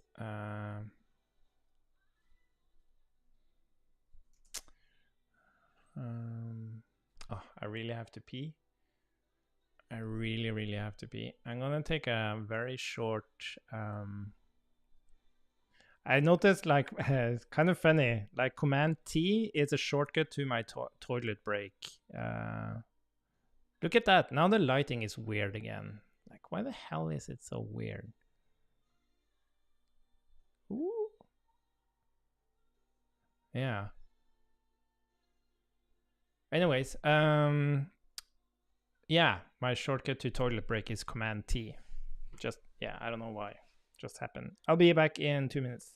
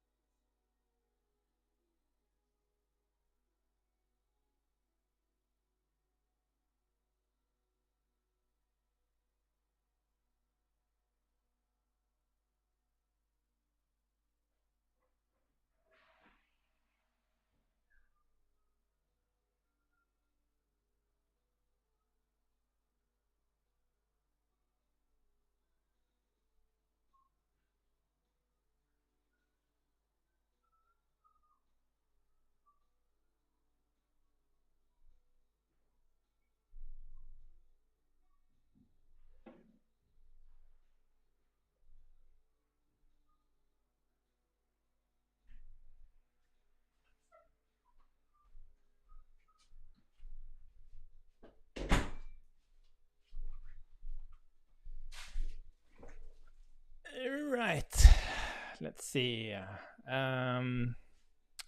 So the store would be, oh, look at this, I have effects. Where is it? I can't hear it. Did you hear it? The applause? Huh. Anyways, reactive state. How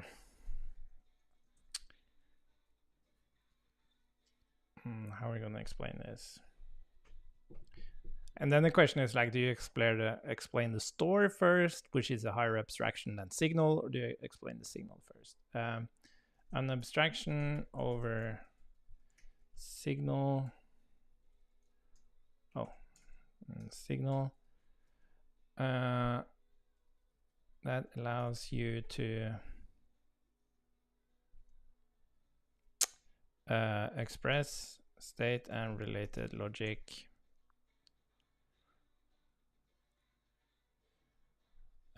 together. Well, not together. Like it's still in the function scope with signal. So an abstraction over signal that allows you to express it. And how should I explain this?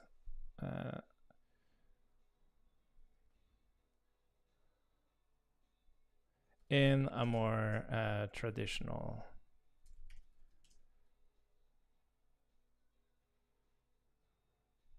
and related logic.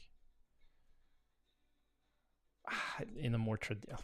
What do I actually mean here? An abstraction over signal that allows you to express state and related logic.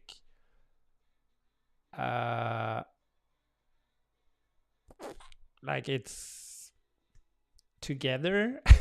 The point is really that that lets you consume. That allows you to express state and that lets you consume state and related logic. In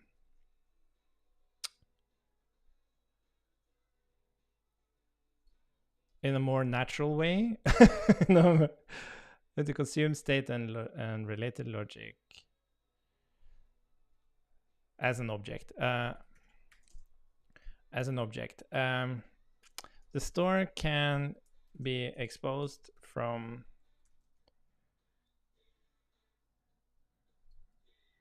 as an object. The store object can be returned from the store scope as a read-only entity. I'm gonna iterate on this. I'm not in the zone. So basically what we have here is store count 0 counter, and then we can do counter read only.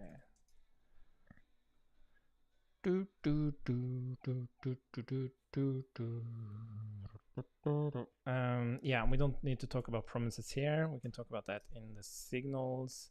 Just sit there as an object. Each key in the store object. Yeah, and we also need like get double would be return counter count.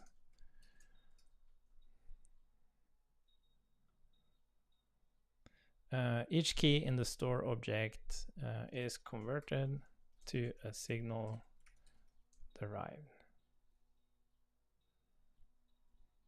Yeah, we should probably also have like increase counter.count ++. Yeah, I really like how you can write this out. It's really nice. Not having any disreference, like really taking advantage of what is enabled, having like just a function. Each key in the store object is converted to a signal derived. And within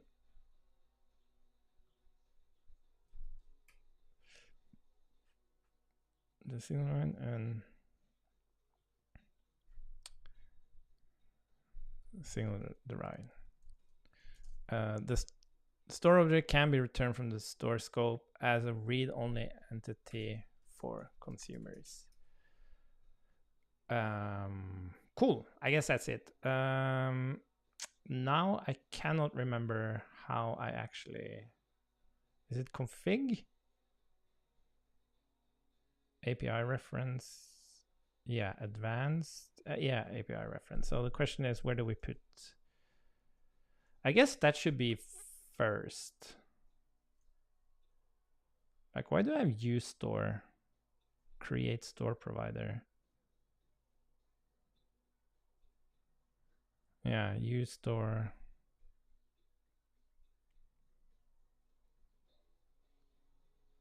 Yeah, shouldn't this be like alphabetical or something?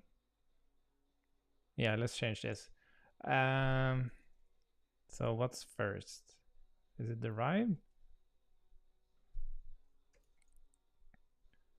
Derived. No, it's cleanup. And then effect should be somewhere DE. Oh, create store provider. I guess that's after CL. Oh, did I have two? Oh, this should be store. Store. So I guess STU as signal. Okay, so now signal comes before that. That's fine. Okay. Okay, I think that makes sense.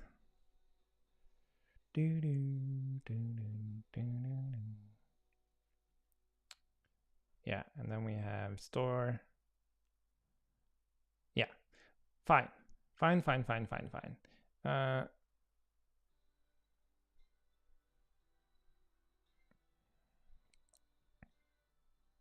Cool. I probably need to iterate on this, but let's go through the learning. That's an important one.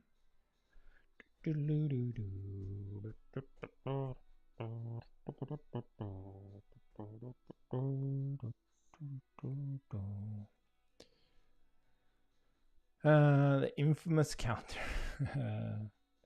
Yeah, so let's just look through it here. Before we learn about the impact, we have to learn about what problem impact solves. To do so, we are going to spend the first chapter looking at what state management in React looks like and why it has its shortcomings. We start our journey with a count and the ability to increase that count. This example shows what React fundamentally does. You can create component functions that returns a declarative description of its UI. When the component state changes, the component function is called again by React, and the newly returned UI description is compared with the previous. This is called reconciliation. Reconciliation is a fantastic feature of React. Because of this, you can just use normal JavaScript syntax to create conditions, loops, switches, etc. to describe your UI. Like, this is a thing that people don't think about looking at Solid, is that it says it's so incredibly performant, but it is at a cost. Like, it doesn't have reconciliation, so you can't use JavaScript syntax to express conditional rendering. You have to use special components for it, which breaks typing. So for example, if you want to use a switch statement, there's a switch component, but then that doesn't do typing as well as a switch statement. So I love this. Like, reconciliation makes a shit ton of sense to me for UIs, but it just doesn't do it for state management. Anyways, closures. In the previous example code, the component had only one closure at any time. In this code example, we are introducing an additional closure. The increase function will be recreated when the component reconciles. But the component will always reference the first instance because of use callback. The great thing about this is that the reference to increase never changes, and you can safely pass the function to a nested component and take advantage of memo to avoid unnecessary reconciliation. The problem is the mental overhead we introduce. It is very difficult to infer the number of closures a component operates in by reading the code. It can also be difficult to resolve bugs due to stale closures. Blah, blah, blah. Another aspect of state management is how you get your state and management of that state to the UI that interacts with it. Where state management needs to be where state management needs to be located in the component tree depends on where it needs to be consumed in the component tree. The further, is it farther, further, or farther or further? Oh, of course, farther away from each other the consuming components are, the higher up in the component tree the state management needs to be defined, and the farther it needs to travel through props to its consuming destination. Blah, blah, blah. Context. With a React context, we can overcome both challenges we just experienced, passing props. By providing context, we can consume state and related management in any nested component. This is great, but it will introduce a new set of challenges. When the context value change reference, all consumers of the context reconciles. That means React context is an all or nothing deal. Components consuming the context reconciles on any change in the context, not by the state they actually consume. The provider component will reconcile unrelated to actual changes within the context. So we need to make sure that the value we expose in the context does not unnecessarily change reference. We need to use both use callback and use memo to ensure. Okay, so what I'm not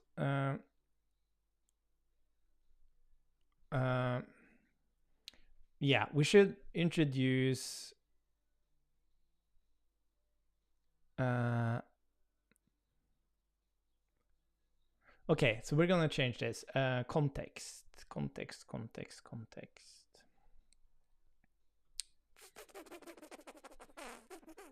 We're gonna flip these two. We're gonna say 1, 2. Even though the can solve this, the first point, it will not solve the other points.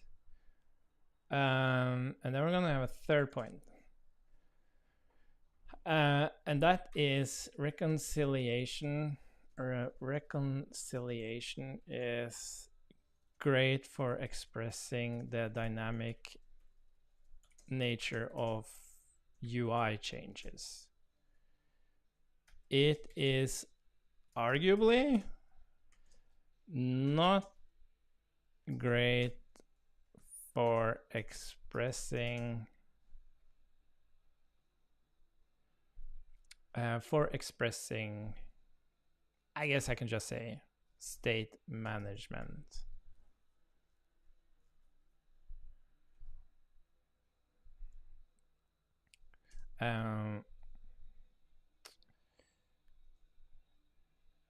Creating instances, disposing complex asynchronous flows, etc., are all concepts of managing state in an application. But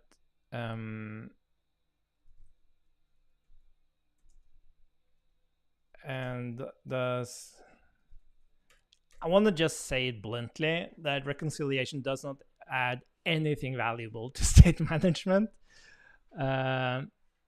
It's reconciliation is for that's what it's called, reconciliation.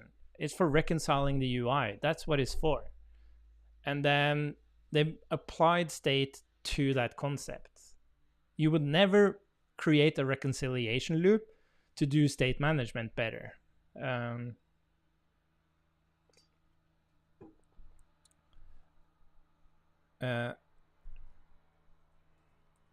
The reconciliation, I'm gonna actually write that just to get it off my chest. Oops. The reconciliation loop is created for reconciling the UI. It is not designed for state management.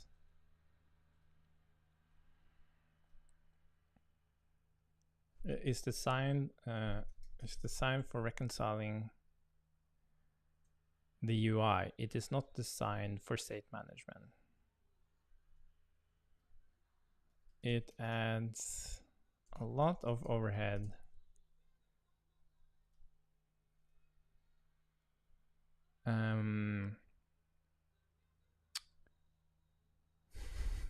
I'm probably going to change this. The reconciliation loop is designed for reconciling the UI. It is not designed for state management.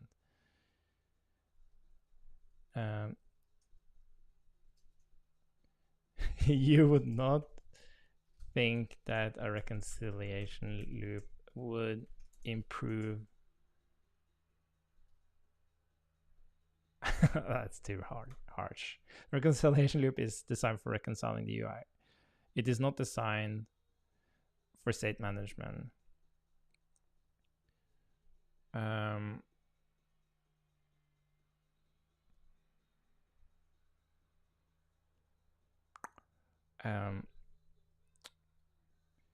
The side effects of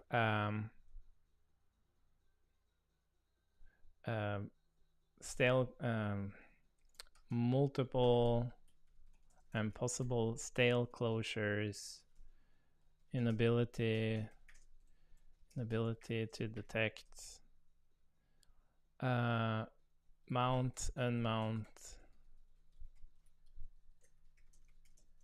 makes the reconciliation loop a bad runtime for state management. Again, harsh. I should change that, but I just had to get it off my chest. Can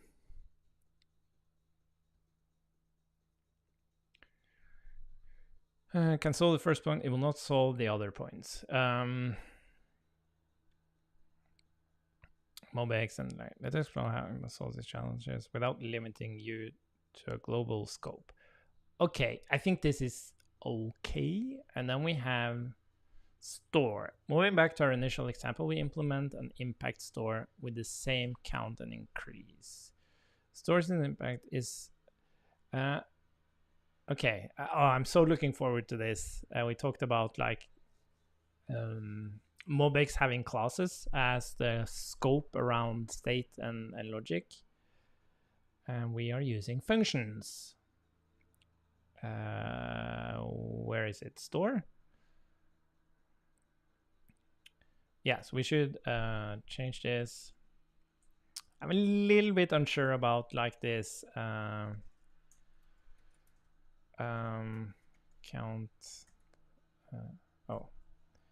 Counter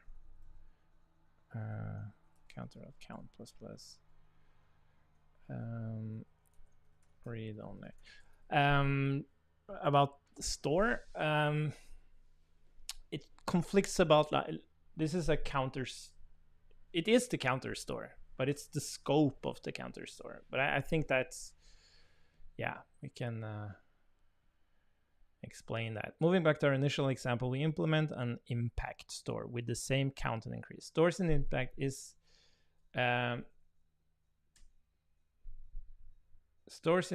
defined with a function, not as, with a function, just like a hook.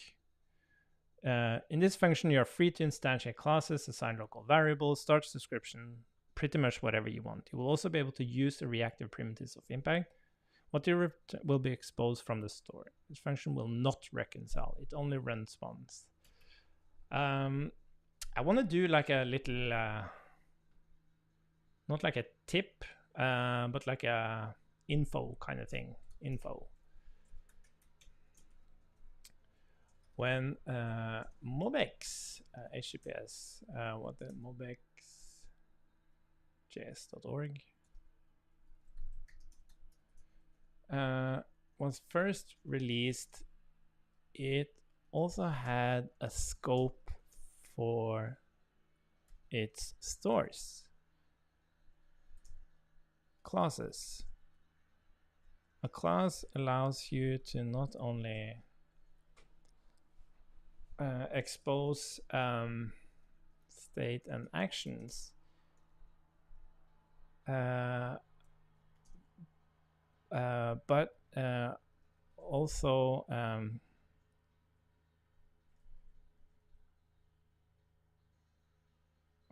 a class allows you to not only, that's kind of weird. When MobX was first released, also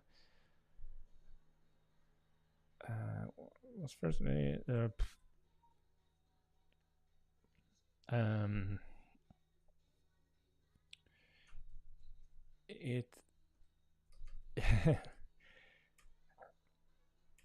was first released. What do I want to say here? Like the focus was really on like the automatic, like observability. First release, the focus was on its automatic observation. But Mobix came with an excellent feature called classes. A class is also a scope around your state and actions. Do I say logic here? So fine, just right. In scope, you're free to install classes, assign local variable sources, but you will also be able to use reactive primitives. Okay, the scope around your state and related logic. But you can use any... Oh my god, I'm not in the flow. Was firstly the focus on its automatic observation, but Mobix came with an excellent feature called classes. A class is also a scope around your state and related logic that allows you to define private, local properties, reference, subscription, disposers, etc.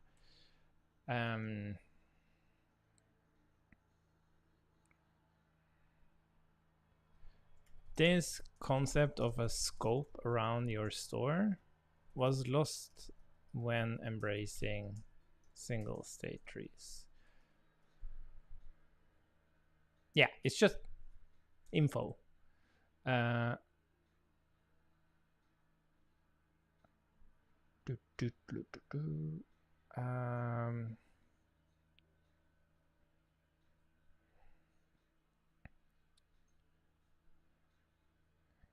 Maybe we should just create a comment here.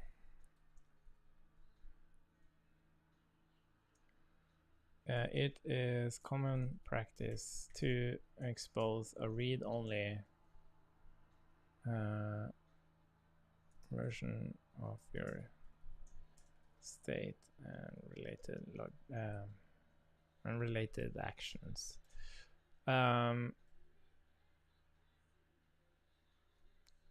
You will not be able to change the state from components. Maybe this is too much info.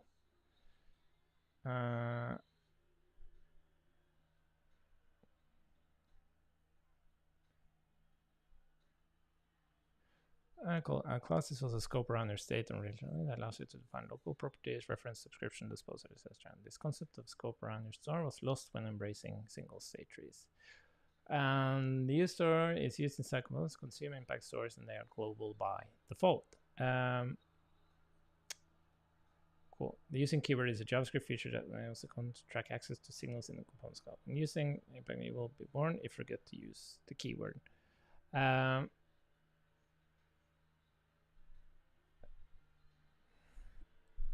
It is preferable to not dictate how component definitions and exports are created. And exports are created or create confusion by different ways of activating observability. With the using keyword,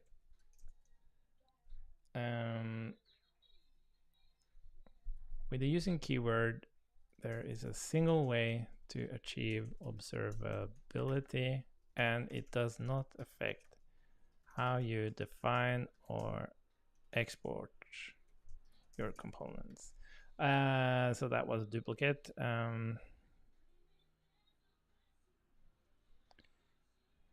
Yeah, I think that's enough.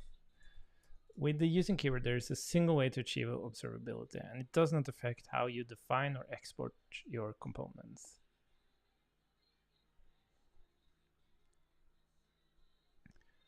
Cool. I guess that's it. And then I guess it's almost like what I wonder about is would we even need to talk about signals?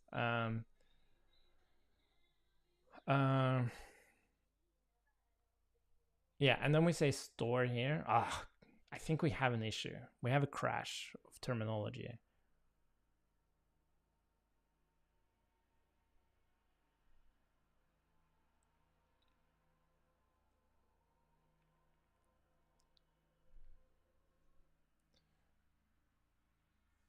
Oh my god.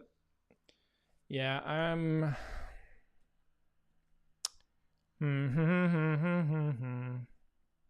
think we have a crash of terminology.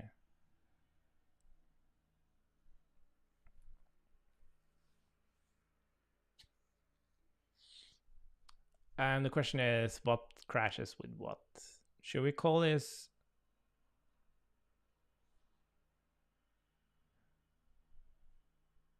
store scope? Maybe we should use the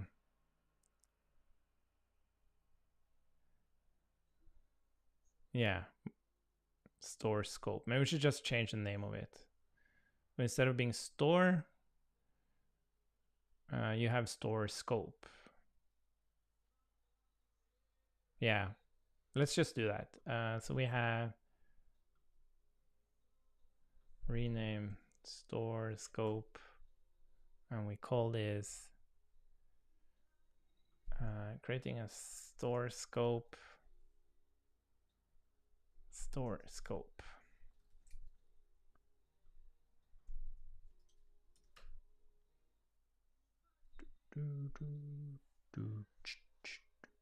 Yeah, and then we have to change the actual. Is that here? I can't remember. What was that part of the config? Yeah, here it is. Store scope, store scope.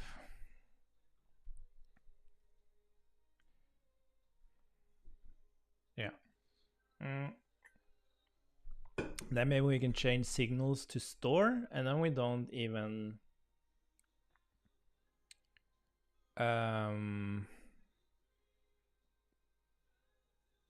yeah, we don't need like derived as its own thing. We can just talk about store. I do wonder though, you might want to, yeah, that's the thing. Like we introduced this new primitive. Does it cover all scenarios? I would imagine like, so the thing about the store defined with the store primitive is that it's not dynamic, right? You just have to, that's the store. But signals, they are dynamic, meaning you can like dynamically create these signals. So for example, if you have a cache of promises, you can make each promise a signal dynamically. So you definitely should learn about signals. 2 seconds, and just 2 seconds.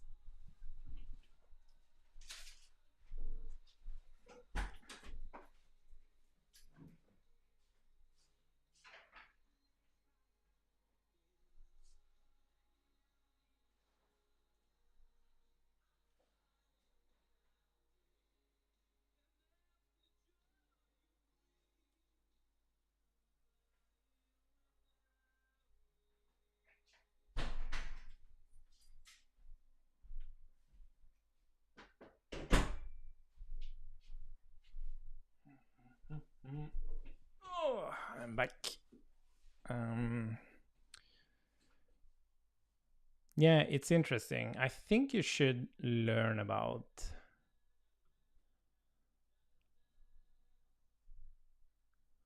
and scoping should be multiple scopes.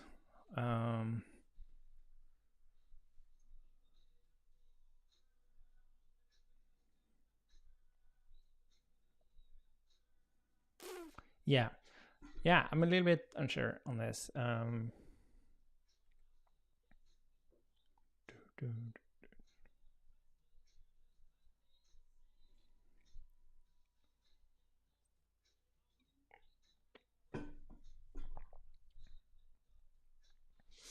Hmm.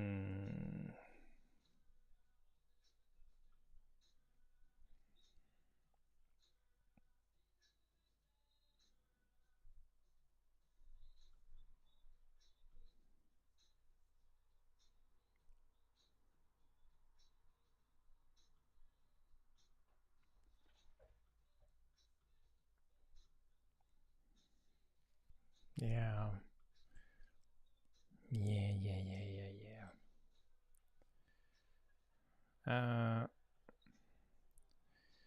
yeah. Typically a store.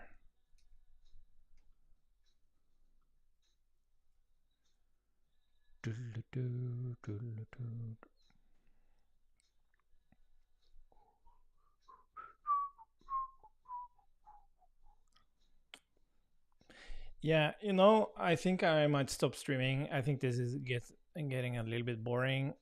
Just going through all this documentation, and I think I need to have a moment and reflect a little bit.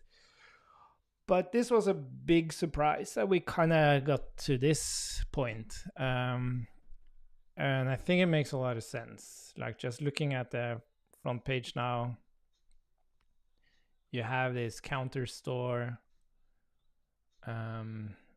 And you're able to like not only define the actual store, but you also have this interval, and yeah, this internal start and stop, which changes the interval, it changes the state, and then you expose this read-only version of the counter.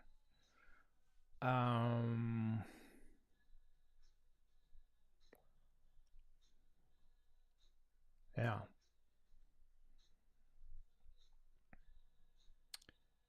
It's cool. Yeah, but this was great. Thanks a bunch, Adam. This was fun. I don't think we would have gotten here without this conversation. So big thanks. And then we'll talk later, I guess. Cool. Bye bye.